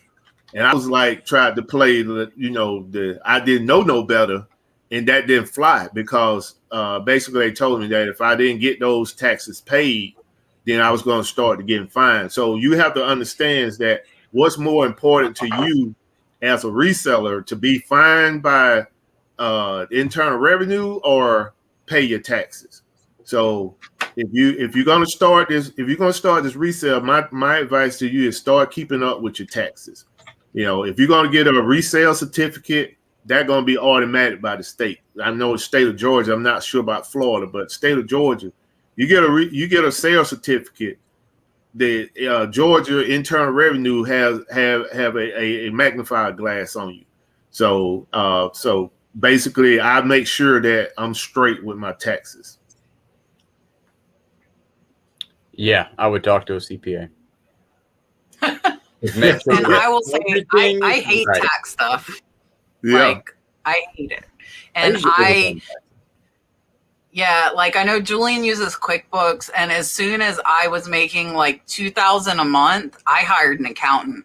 And I pay him $175 a month, and he does everything for me. He literally logs into all of my platforms. He pulls all the information. He files the Florida state sales tax, which eBay will start collecting, I believe, in August, which will be amazing. I'm super happy about that. We were one of the last states to get on board with that, because that has been the most cumbersome thing my accountant hates, is they have to go through county by county my Florida sales and report that sales tax to the state of Florida. So if you're under that $600 mark, you might not have to. I can't say as far as cost of goods, because I make the accountant do everything. Pull something from my house, I don't even figure that I pay for it because I've already used it. So I just pull it into the business, and then when it sells, it's income coming into the business.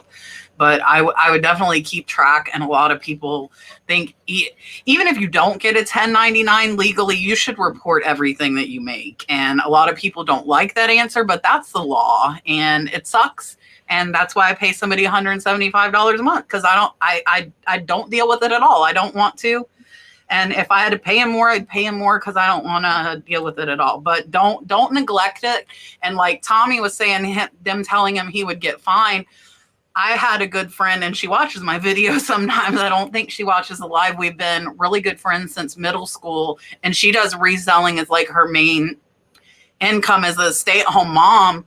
She didn't report, and she ended up owing thousands and thousands of dollars with fees that I think she's still paying on years later. So don't think that they're not going to catch you just because they don't 1099 you. Harry Humstone. I had goats, and I got up at 5 a.m. before work to milk them. If you guys think me being a workaholic is a phase, it is not. I've been a workaholic my whole life, and I probably will be until I die. It's just what I do. So yeah, I had goats, and I got up every morning at 5 a.m. and I milked the goats, and I made goat cheese, and yeah, and I sold goat milk too. I'm telling you guys, I always have something going on. I think this is an easy answer. I will tell you mine, and I will let anybody who wants to say any different speak up. eBay compared to any of those except for Amazon and Walmart. eBay, Amazon, Walmart are going to be your top 3 platforms with millions of users. Marketplace and Mercari, I feel like maybe the younger crowd are going there, because my 19-year-old niece had never even been on eBay. So I do feel eBay's probably your 30 to 40 plus year old people for the most part. And you might get some of those younger people on those, but eBay is going to give you so much more bang for your buck. compared to the others, as well as Amazon and of course like Walmart. Those are your top three. Does anybody agree or disagree with that? Agree. So I agree, and I keep talking about the Canadian side of things, but so Poshmark we have in Canada, Mercari we do not, and also Facebook Okay. Marketplace is more like just classifieds. There's not like a built-in payment system like you guys have. We got super excited about doing the Facebook Marketplace thing until we realized we couldn't really. So we don't have as many options. Yeah, and I wanted to say also that if we're using the antique and the vintage rules, then eBay has become a vintage platform at this point, and it totally makes sense what Kat said, that some people have never used eBay before. And I try and tell people all the time, like, I'm like, oh yeah, you can get that on eBay. Like, I even tell my mom, I'm like, Mom, quit buying stuff there. Like, go on eBay, it's cheaper. So like, we gotta like spread the word. Yeah. How much, I'm assuming dollar wise, do you think you put into items to sell each month?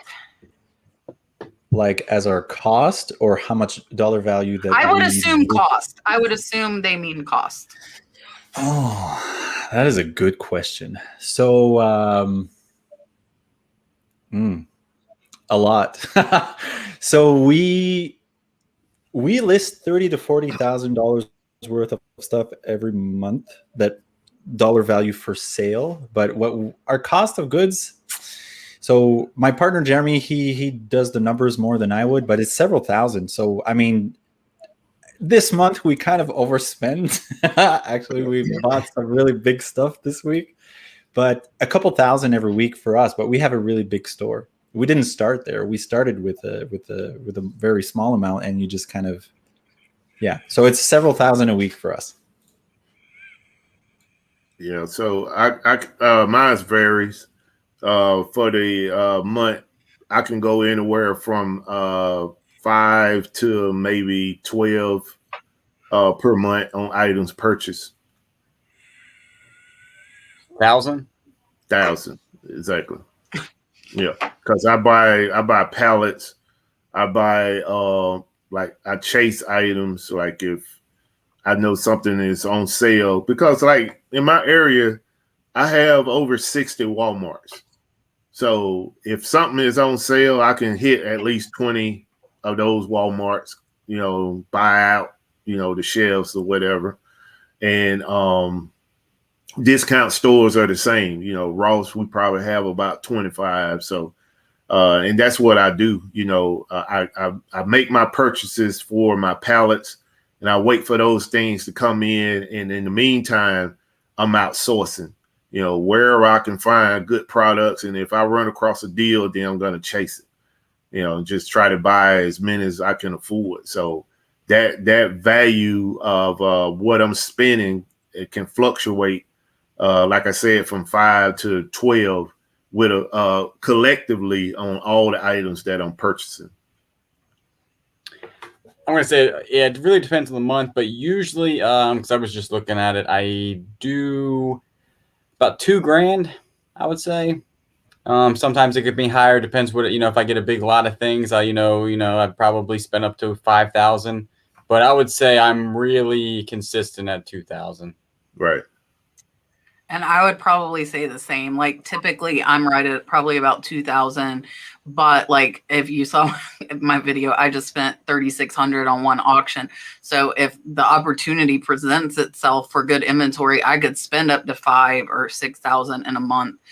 But typically I'm going to be right at that 2,000 to make 10,000 Right. mark is where I'm at. Cause I spend I'll normally do like 2 auctions a month typically as my main thing. Like my thrift buys are like 50 to maybe $100. They're, negligible, but the auctions, I typically end up at like 500 to 1,000. And I normally will do 1 or 2, sometimes 3. Dee Dee, I don't know if we can answer that. She's saying she got declined listing, but other people have it listed. Is it my wording? I don't know why a Frozen character, like I haven't heard of Frozen being banned or anything. Do any of you know anything that might stop that? The only thing I could say is if she priced it too high. If it was on Amazon, you mean? No, on eBay. Really? And because I've been hit on a couple of items on eBay where they hit me with the price gouging thing, and I couldn't sell it. See, I haven't had that, so that's really good information to know for sure. Where you like, but on Amazon it goes for this. Yeah, exactly. Exactly. But this is what it sells for, yeah. Jackie, so I saw that they did away with eBay bucks, but like 3 days ago I got an offer for 5% extra eBay bucks, so I don't know what the heck eBay is doing. I don't know if anybody else knows anything else about that. But yes, I should go back to the pawn shop now, because I'm gonna make about $2,000 on the dishes I picked up at the pawn shop. Of all places, like, you never know, guys. If you see something and you're somewhere, stop. Like, I don't typically go into pawn shops, but the thrift store was closed and the pawn shop was open till 6. So I'm like, oh, check it out. You never know. Like, the owner now has my number where if he gets China in, he's going to call me and I'm going to see if I want to buy it. I made that connection. So yeah, I bought high price China at the pawn shop. Organizing your items and knowing where they are. Any suggestions? Yeah, so it depends what you sell. But so number one, alphabetical order. It's kind of a pain in the butt to do, but once it's done, it really helps find things. So for us, again, we're selling a lot of video games, so we have a lot of titles that we need to get organized, and we have it all on shelves. So if you check some of our videos, the more recent ones have me picking orders. So you'll see shelves, just lines of games. If you're selling books, if you're selling DVDs, you can get just bookshelves with 5 or 6 shelves on them, and you can fit 1,000 CDs or 500 DVDs or whatever. We listen a lot to Daily Refinement, so he specializes in clothing, we don't. But so the way that he does it is, when selling clothing, he uses a bin system. I forget how many bins he's up to now, but let's just call it 20. So he'll fill up bin 1 and put that in the description of the item that you're listing, and go all the way up to bin number 10. When you're done bin number 10, you go all the way back to bin number 1, and it probably several months have gone by. And then you can see what has sold, what hasn't. Anything that hasn't sold, you can see that it's old stock, and whatever has sold, you can just replace. So it is important. I mean, when you're first starting out, it might not seem important when you only have 20 items, but when you find yourself with 100, 200, 500, 5,000 items, it's super important. And it's there's some things that I regret that we did. So at first, when we first started getting into DVDs, we had a box system. So I would put 40 DVDs in box A and box B and box C. So now I've got like 30 boxes in my basement that are just like all stacked. So now we use bookshelves, but all going back to say the sooner you start a good system, the better. Whatever works for you with what you're selling. Right. I use the bin system as well. I have the bin system, and I have from alphabets from A to Z, and then I do the double alphabet, and I just keep the system going. And also I got shelves where I tag the item and I put it on the shelf. So basically in my custom SKU, I have like whoever the initials of whoever lists the item, the date that item was listed, how much I paid for the item, and where exactly it's located, along with the name of the item, so that when that item sells, I know exactly, where in the warehouse to go and find that item. I also use the custom SKU system, but I also say that definitely start that. If you think that you're going to grow into like more items, just not a couple or whatnot, I would definitely start that early on and make sure, because this morning a pair of jeans sold that I've had for about a year, and I looked everywhere because they weren't skewed, they weren't on a special shelf. Because in the beginning I didn't do it. I was like, I'll remember everything. You start getting a couple thousand, listings and rooms full of inventory, you're not going to remember where that is. So definitely skew things. And whenever your brain can handle, if you like the shelf system, bin system, I do a totally different thing with my golf clubs. I do the date, and I tag each individual golf club with the custom SKU. So it's all really depends on you, but definitely if you want this to grow, start early, because those early ones, they will escape you and leave the room. And that happened to me as well. Like when I had a couple hundred, I remembered where everything was, and then I'm getting up to 500, and I wished I started it when I had 20, because if you plan on growing, like Julian said, I still have stuff that before I was using custom SKU, and I do, like Tommy does, I do single alphabet in my first storage room. So it's like A in the number, and I have shelves and bins depending on what the items are. Like a lot of my clothing and purses are in bins, and then my breakables are on shelves. And then in my second storage area, I do double letters. So I know, like, if it's a single A, it's in the first storage area. If it's a double A, it's in the second storage area. Right. And now, like in here in the shed, I'm not really storing except for like my furniture I sell. And then I have my display shelf in here just for me to look at, but I'll put display shelf big shed, something to know that, okay, it's on that shelf somewhere.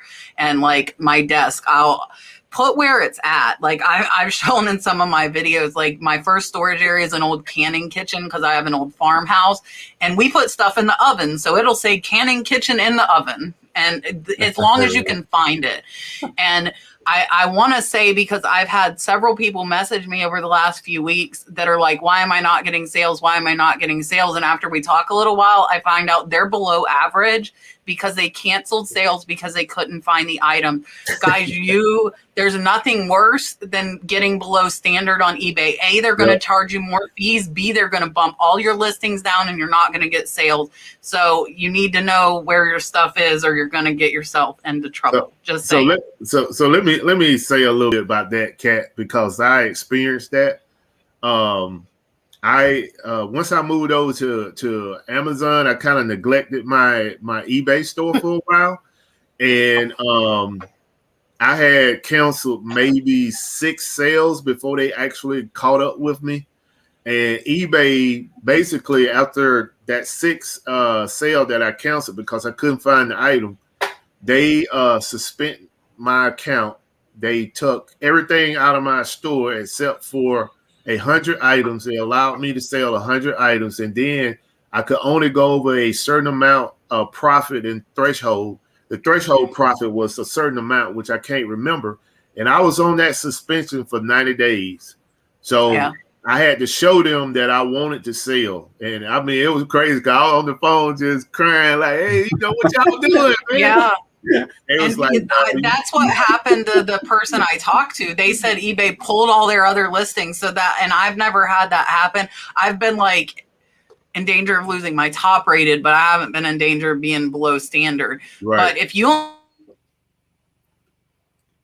only have 100 items and you cancel 2 standard, guys, keep that in mind. If you're only selling here and there, 1 or 2 cancellations is going to throw you into that. Like us, like if we have more, where we're shipping out 100 or 200 a week, we can, 1 is 0.5%, but that's still, I think that cancellation rate that they allow is only 0.5%. It's very low. Right. So drop ship, and I still like what we were talking about, if I can't find it because I listed it 1.5 years ago, I'll go buy it from another seller and ship it to my buyer just to not cancel it, even if I lose money. That's my fault. I couldn't find it. It's not the buyer's.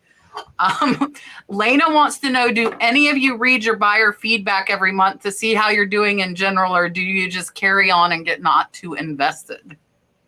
No, I don't. I read it like every 30 minutes. So here's the thing.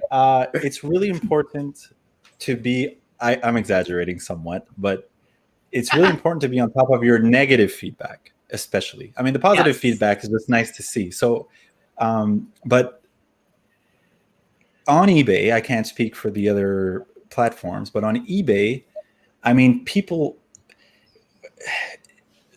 It's so important. So Kat touched on the performance of your store.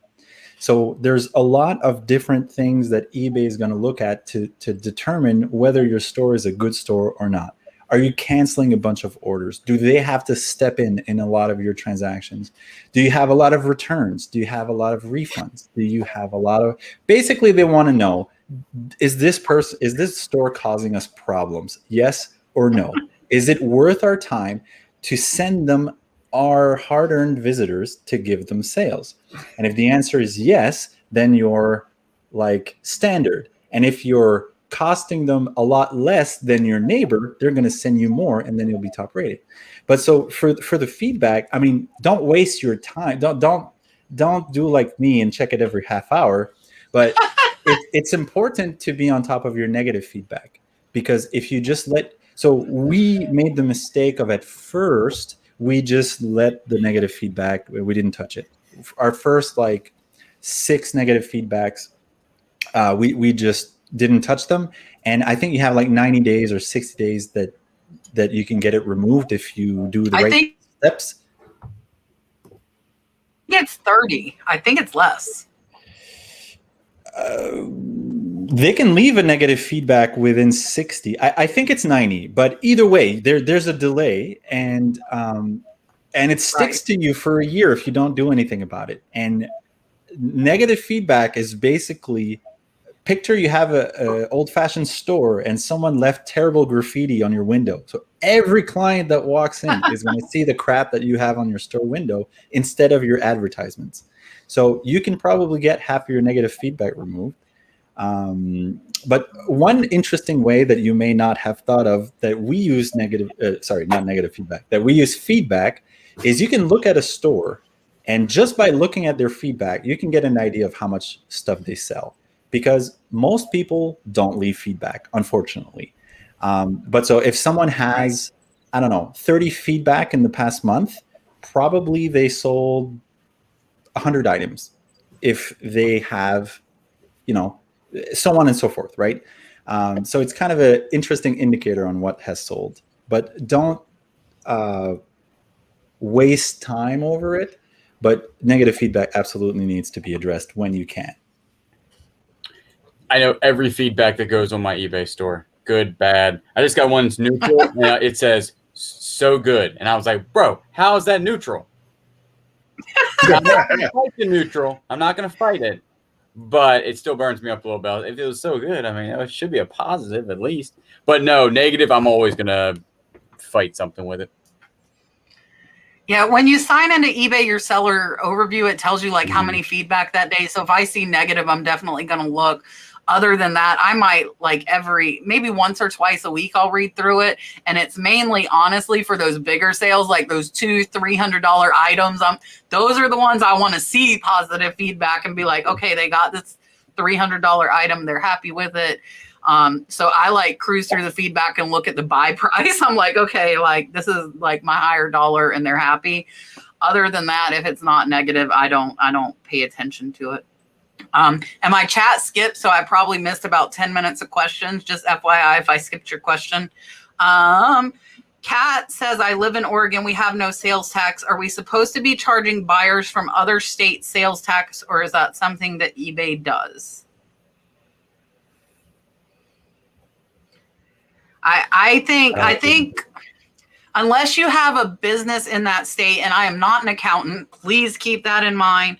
That you don't have to, but eBay is now collecting for like 30 plus states. I believe Amazon collects for those same states. So those people in those states that it's required, they're going to collect it for you. Does anybody else know anything different than that? I have no idea. Evangeline says, what is one thing you always look for when you go into a thrift store?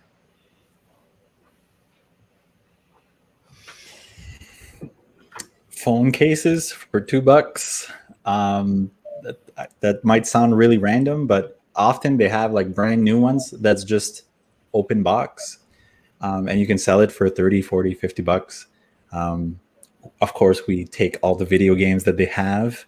We have bought old board games, which I probably would not recommend, but anything has value. Whatever's sold for you in the past, you see one, you pick it up. Yeah.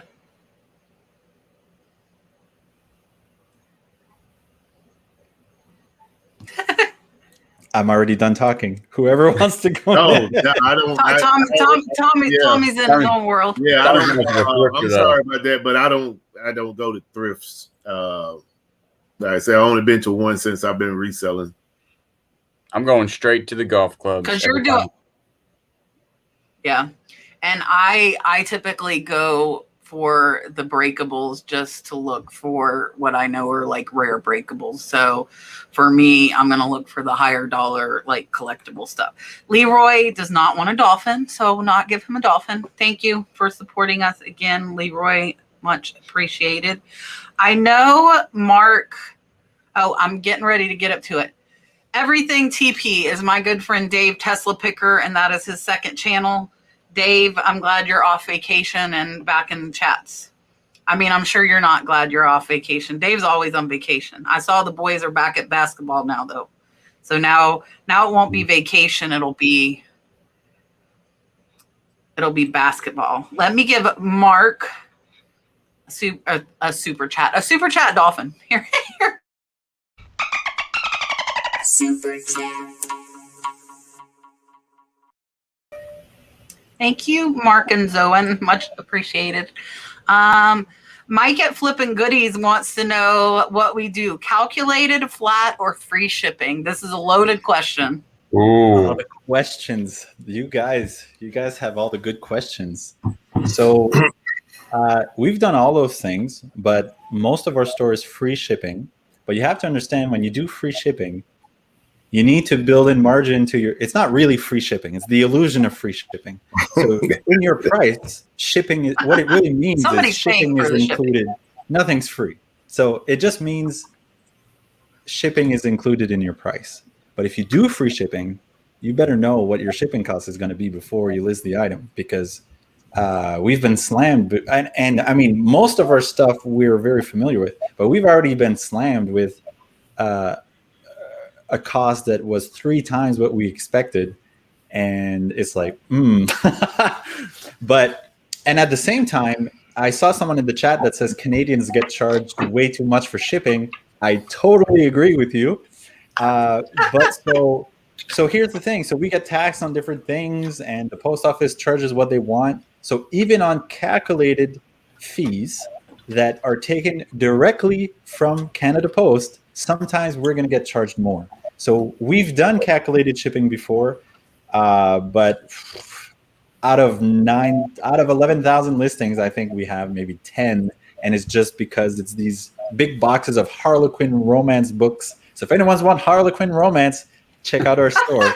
But other than that, we usually do free shipping, but we do have sometimes a flat rate, because psychologically speaking, a lot of people like the free shipping idea. They just feel they get a better deal, even though most of the time they actually get charged more. But other people prefer to pay the same thing. So Kat might have her item at $70, free shipping. I might have mine at $60 plus 15 shipping, but someone in their head will say, I'm only paying $60 for this. Right. But they're actually going to give me 75.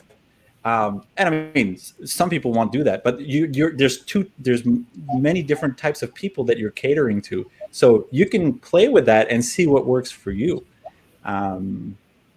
If you're shipping a lot of the same stuff, it's a little easier. But if you're shipping a lot of different sizes and different weights, it's a little tricky. Yeah, resale. I want to tell you, Resale Heroes, man. I want to tell you broke the Buffalo Picker shipping budget for me shipping you those items to Canada. So you kind of heard everybody from Canada, man. Come on the show and win. They got to pay for shipping. But fun. Yeah, I agree, man. I appreciate you. Yeah, my word is my word, man. I agree with 100%, man, what you said about shipping. It's all depend. Like, if I can get something say for a couple of dollars and it doesn't weigh that much and the market value of that item is kind of high, then I would do free shipping. But if it's not, then like you said, it's just a facade for the customer to think that they're getting free shipping because I already calculated that into the cost of the item that I'm selling. So I think we pretty much all use the same method when it comes to that. Is I advertise free shipping, but it's already calculated into the cost. I'm going to say something different. I do all calculated shipping unless it's completely like run by, if I'm looking at sold comps and they're all free shipping, then I'm going to go ahead and just calculate that in. But other than that, like golf clubs, there's not a lot, people, it's 50-50 if they're doing calculated or free, and the ship a golf club's fairly cheap because it's under 2 pounds, right? Or going 2 pound rate, so it's not an oversized package. But anything I still do, maybe if I know it's going in a padded flat rate, but even those I still calculate, and they can pay the flat rate fee. Okay. And I do the same as Julian. I think a lot of people know I do 90% calculated because most of mine are like vintage collectibles, like 2 to 5 pounds, that it could be $8 in Florida or it could be $15 in California. Yeah. So I'm not going to do a flat. I do some flat on my first class items, like my jewelry and stuff. I'll do like a $5 flat sometimes. And then like Julian said, some of my vintage t-shirts and hats, if like everything in that category is free shipping, a shirt or a t-shirt is first class. So I will do free shipping and just work it into the price. But for me, the reason I don't do free shipping is because I promote everything.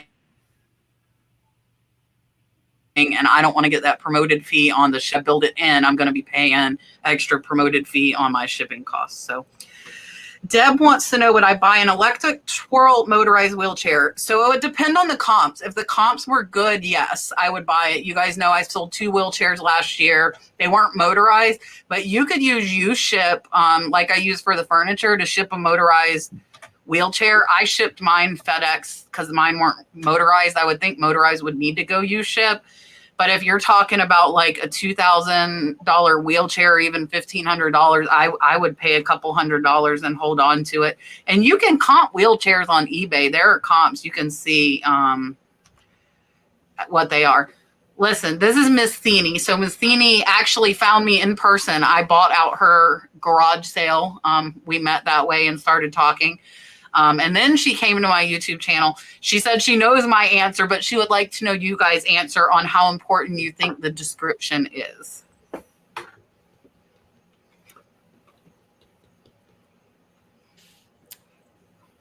Yeah. You're going to have that buyer that no matter what you put in the title, no matter what you have in your pictures, no matter what you have in your description or your item specifics, they're just going to understand something that's from another planet, and then they're going to get it, and they're going to be like, this isn't what I expected.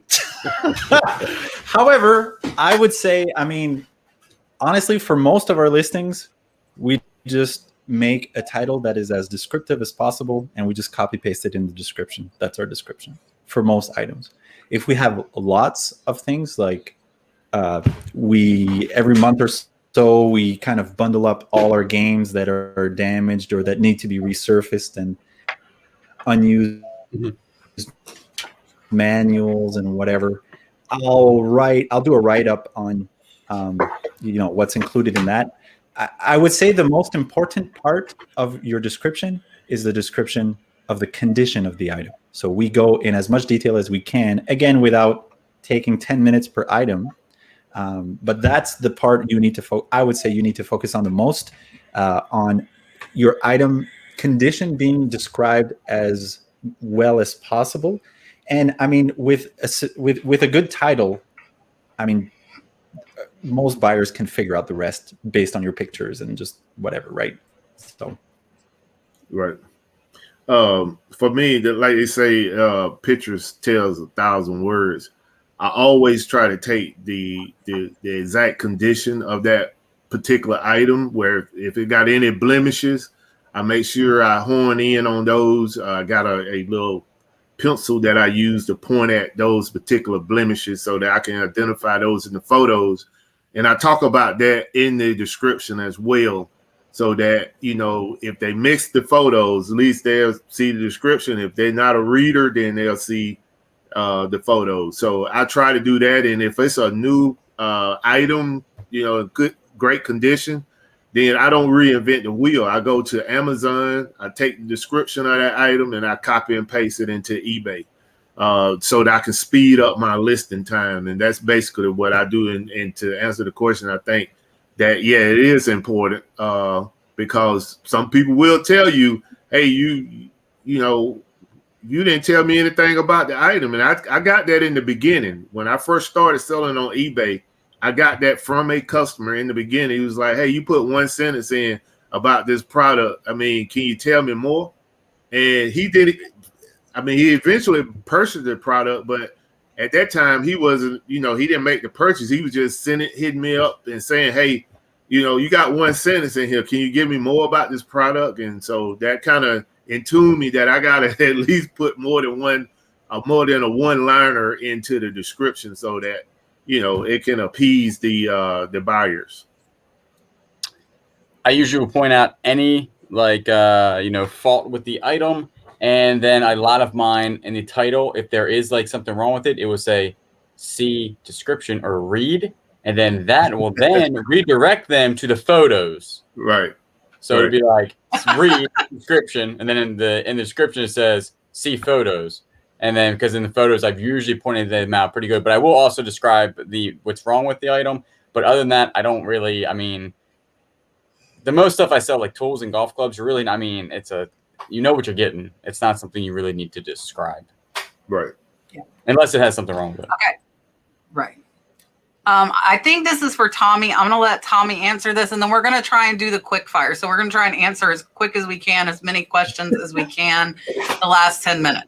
So Tommy will answer this, and then I'm going to try and get as many questions. And I am, as Richard pointed out, about 30 minutes behind. We have 315 people in the chat. I'm trying to go as fast as I can, but it is hard. So Tommy, answer that, and then we'll try and do quick fire. Yeah. So I don't know if you ever heard of a reseller called Devil Dog Treasure Hunters. He's out of Maryland. And he's on YouTube. I mean, well, he is on YouTube, but you can find him on Facebook. He sells a lot of truckloads of pallets. He mostly deal with truckloads, but he will sell, you know, if you want to buy 4 pallets or 5 pallets, he will try to, you know, work with you. But I mainly get those from him. And I have a couple other places that I don't really want to put out because I sell these items on Amazon. If it was eBay, it would be different. I could just put the information out there. But for as Amazon goes, with these particular companies, I don't want to put them out there to increase my competition. Yeah, and that's understandable for sure. All right, everybody answer as fast as you can. Joan Braun, how do you know shipping and materials cost? Experience, research. If you ship a lot of the same things, you're going to be charged the same thing over. Right. Research. I agree with that. Yeah. Networking, knowing people that doing the same thing you do, and they may have a better price than what you actually paying right now at the local big box store, wherever you buying your goods. Right. And if you're talking about and like, if you're new, just write it down. Mm-hmm. Yeah, like, because I know like my bubble mailers are like 30 to 50 cents. I'll figure like $1 in for packing materials typically, unless it's like a 14 by 14 box, which costs me like $2. And at that point, if I'm putting it in that big of a box, it's probably a high profit item. Renee, I have not sold them, so I cannot help you with that. I am sorry. Yes. Wherever it fits. That is my mantra. My shelves are not in any sort. So I, like today, because I'm starting to list all this glass, had to go in and like condense my shelves where stuff had sold to make room to fit new stuff. So you're going to have your original system, but unless you're adding more space, then you're going to have to keep rearranging to fit in your new stuff. Hello, Adam. I'm looking for, Mike is saying the same thing. Never cancel an order, even if you can't find it. Offer them an alternative. And then once they say, no, thank you, cancel, it is buyer request. Mar Powell has a question. I had my first return. Should I wait for the item to arrive or just go ahead and issue the refund? Answer this for all of us because I guarantee we're all going to say the same thing. And if not, I'm scared. Never issue a refund until you have that item in your hand, because I have quite a few times they ask for a refund and they never send that item back. So do not give them money until you have seen it. Does anybody have anything policy? It's actually eBay policy that you're supposed to wait. If you find an item that's vintage, average sold price is 50, no new listings to be found, do you auction, or what would you price it at? Mint condition with papers and box. Sold comps of 50, none listed. Listed for 75. Best offer. If you don't have any competition, you can charge whatever you want. Sky the limit. I'm starting my auction at 75. Yeah. Yep. No competition. I would probably 5 or 100 best offer. Yep. Leroy, thank you. I'm going to assume again that you do not want a dolphin. Leroy is like showering me in super chats tonight. Leroy, I appreciate it, my friend. This one is for, and in my chat skipped again, guys. So if I missed you, I'm sorry. Mike wants to know, have you ever heard of Resale? Yeah. I don't know if you answered him in the chat. Did, but I have not. Okay. Hold on. Oh, there. Look, now I went backwards. Okay. I don't know what I'm doing. Very Apparently. important. And I say it's not important. Figure out if it's important for you or not. Do you miss anything from your old job? Actually, yes, because I had an excellent job. I really liked the people that I worked with. So I kind of missed the social interaction. But also with the work that I used to do, I could make a lot of money with very little work. That's something that you can build to with the reselling. But reselling is just pure quantity of work. Yeah. But you can really get it to a good place. So those are the two. I got to slack off at my other job, and I don't get to do that anymore. And yeah, the people.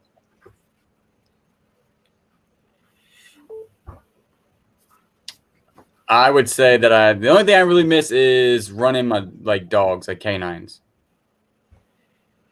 And I'm still at my old job, so yeah, still working. Still working. Leroy, that, my friend, I don't think is going to happen.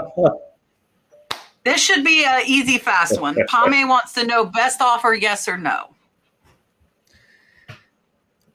Not on everything, but overall, yes. Best offer will, but you have to know. You have to know what your minimum is. Yes. Yes. Tommy, any input? Yes. Okay. Yes. Yes. Rebecca wants to know, do you ever struggle to explain what you do when you're meeting new people? I mean, just find a one-liner that makes sense and that's not too complicated. I mean, I just tell people that we buy things locally and we resell them online. That's simple. I mean, people are like, "Oh, that's cool. What do you sell?" Or "I don't care," right? So you can just keep. What do I not sell? No. Yeah, exactly. I just I give them my business card, tell them to check out my YouTube channel and subscribe. I make videos about that. That's a great idea. Forget what I was going to say. I'm going to start doing what Tommy does. I know, right? Yeah, I think we should all start. Here, watch my channel.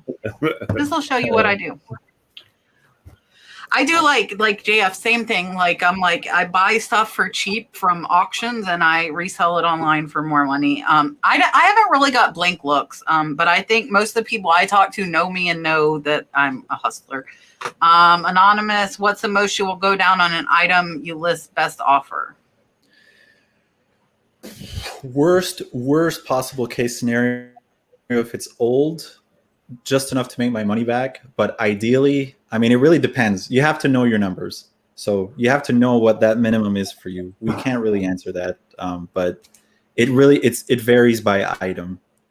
And in our store, we have a variety of things that we want to sell fast, so we're more willing to go lower. But there's some stuff that really has value that we're willing to wait, kind of like those wheelchairs, for example, or those super 200-year-old chairs that Kat was talking about. That's something that has value. You don't want to accept a $200 offer on something you know is eventually going to sell for $1,200. Right. Yeah. I agree 100%. Yep. Yeah, it depends on the item, and it also depends on how long I've had it. Because, like, while I might not accept less than $5 off right now, I might accept 10 off in a year because it's been sitting here. So it depends on multiple factors. Do you ever use the word in your title? No.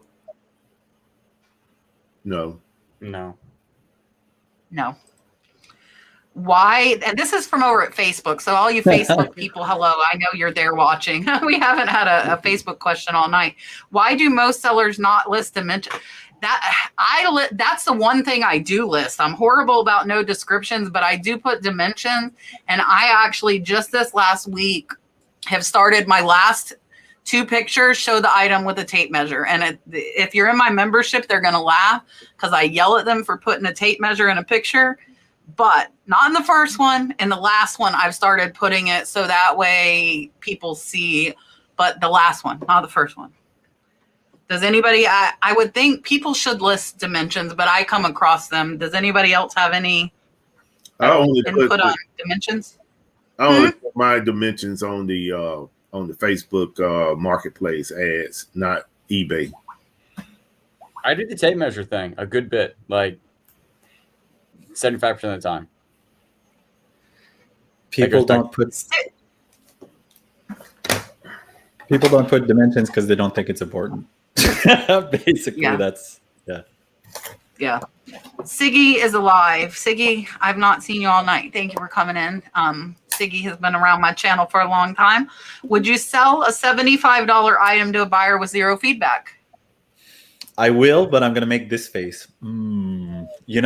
So make sure, though, right? Make sure that their address is good and before you send it out, because sometimes we kind of go on autopilot. We just send.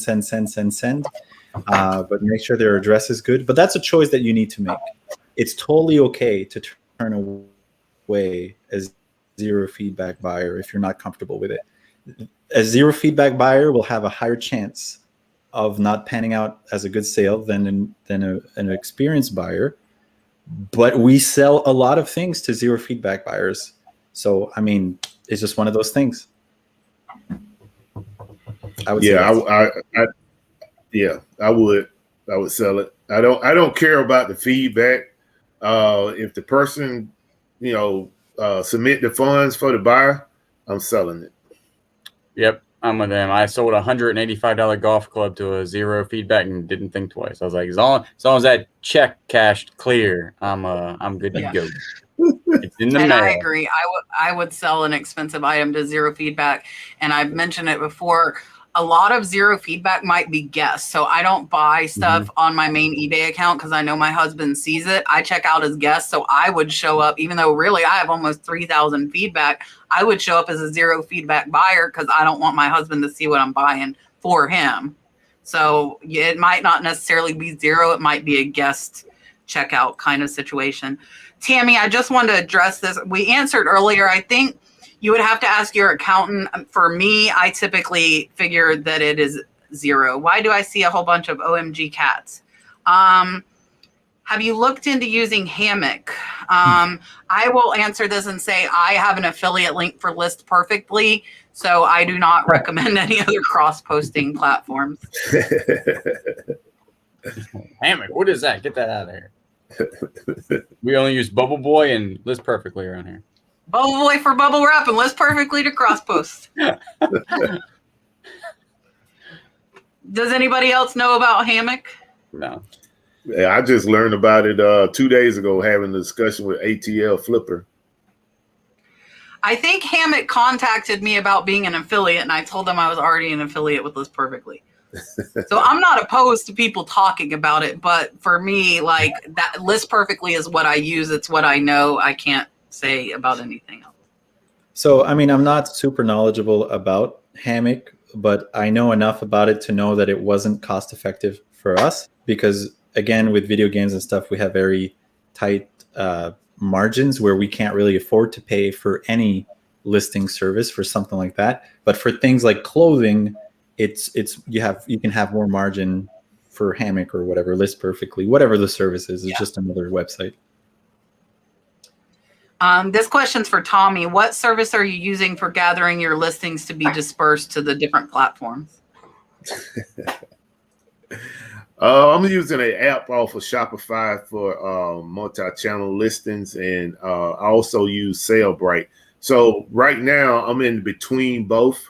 I'm more leaning towards Shopify, and I'm gonna eventually drop SaleBrite because I'm on a month-to-month list payment program with them. So once I get the SaleBrite down and get all of my goods over into the multi-listing channel on SaleBrite, then I've been on Shopify. Then I'm gonna let the SaleBrite go. Okay. This, I believe, is for Tommy since he's our main Amazon guy. What do you do when Amazon suppresses the listing that you're the only one on and you were selling the item and all of a sudden the sales stop and Amazon is on the listing but no inventory? Hey, what can you do, man? It's Amazon platform, so I just bring my stuff back home.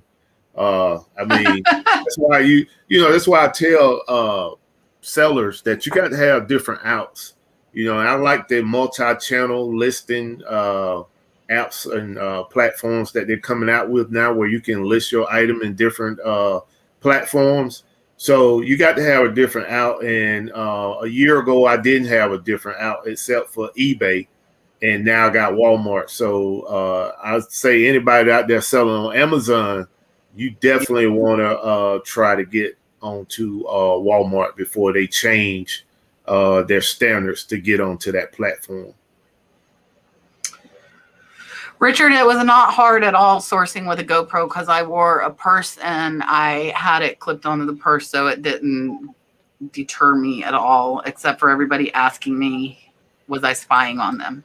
But they were joking with me. Do you get people wanting you to sell their stuff for them, and how do you handle that? We're going to take a couple more questions and then we're done, guys, by the way. 2 more questions after this. So this is I've done it as a favor for family, and I've done it for my own personal stuff. But in other words, that would be called consignment, when someone gives you something and you kind of do a profit share. So that's actually something that we're looking into because we want to do that, but we only want to do that for the good stuff. You don't want to have a bunch of crap that people have lying around because you're buying that for nothing anyways. But if you can get something that's really valuable by selling it for them, it means you don't have to pay anything up front and you just split the profits. So, I mean, you just need to have a conversation with that person and just say, look, this is your item. I have a store. I can sell it for you. We can do a 60-40 split. We can do a whatever, however you want to play it, whatever you're comfortable with, but just make sure that it's worth your time to have that discussion, to list the item, to ship the item, and then to potentially deal with the feedback or any issues or whatever. So make sure the item is worth the money, the time. Right. I won't do that. First off, because I don't have the time to do consignments for anybody, and secondly, I don't want to deal with the risk. And that being that you make the sale, whatever the split is, 60-40, 50-50.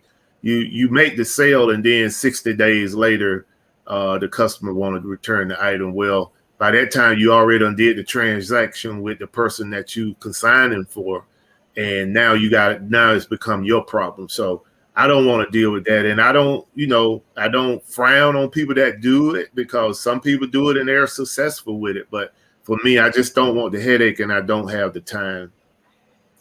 For me, I have a strict no consignment policy.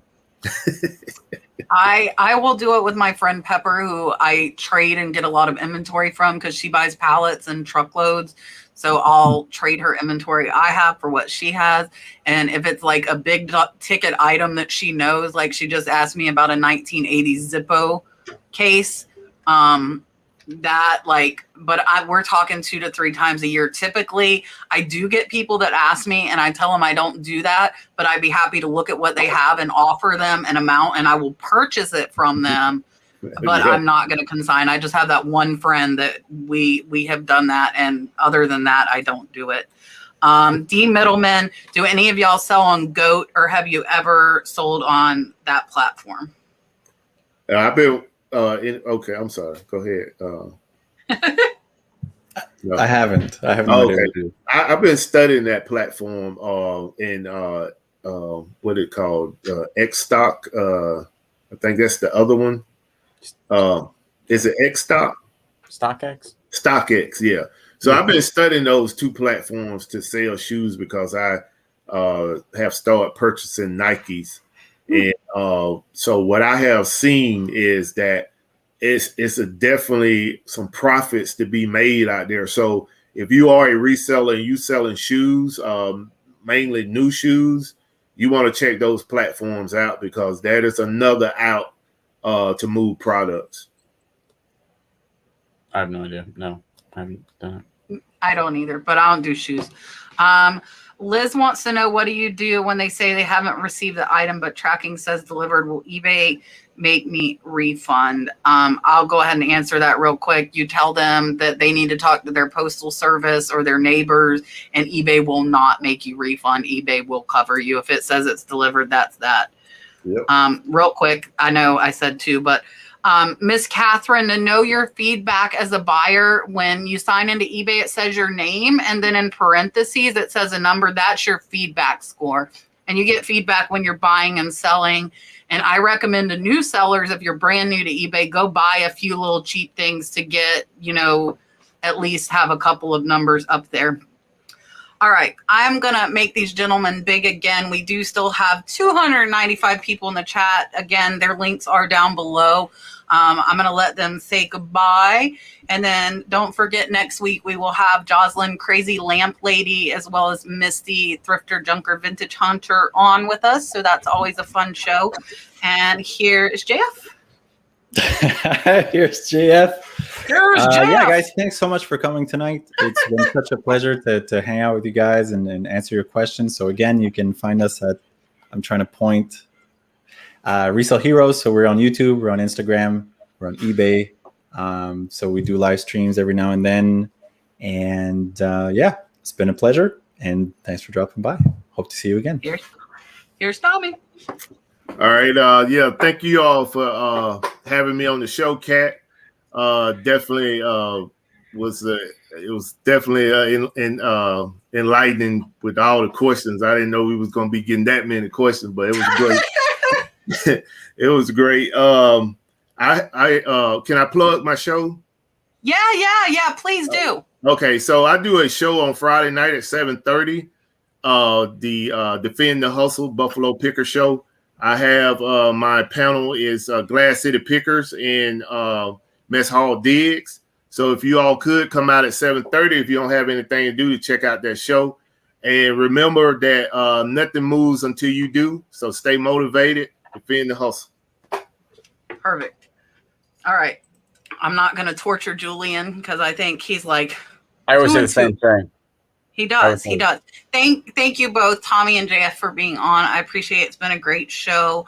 And we will see everybody next week with Jocelyn and Misty. Bye.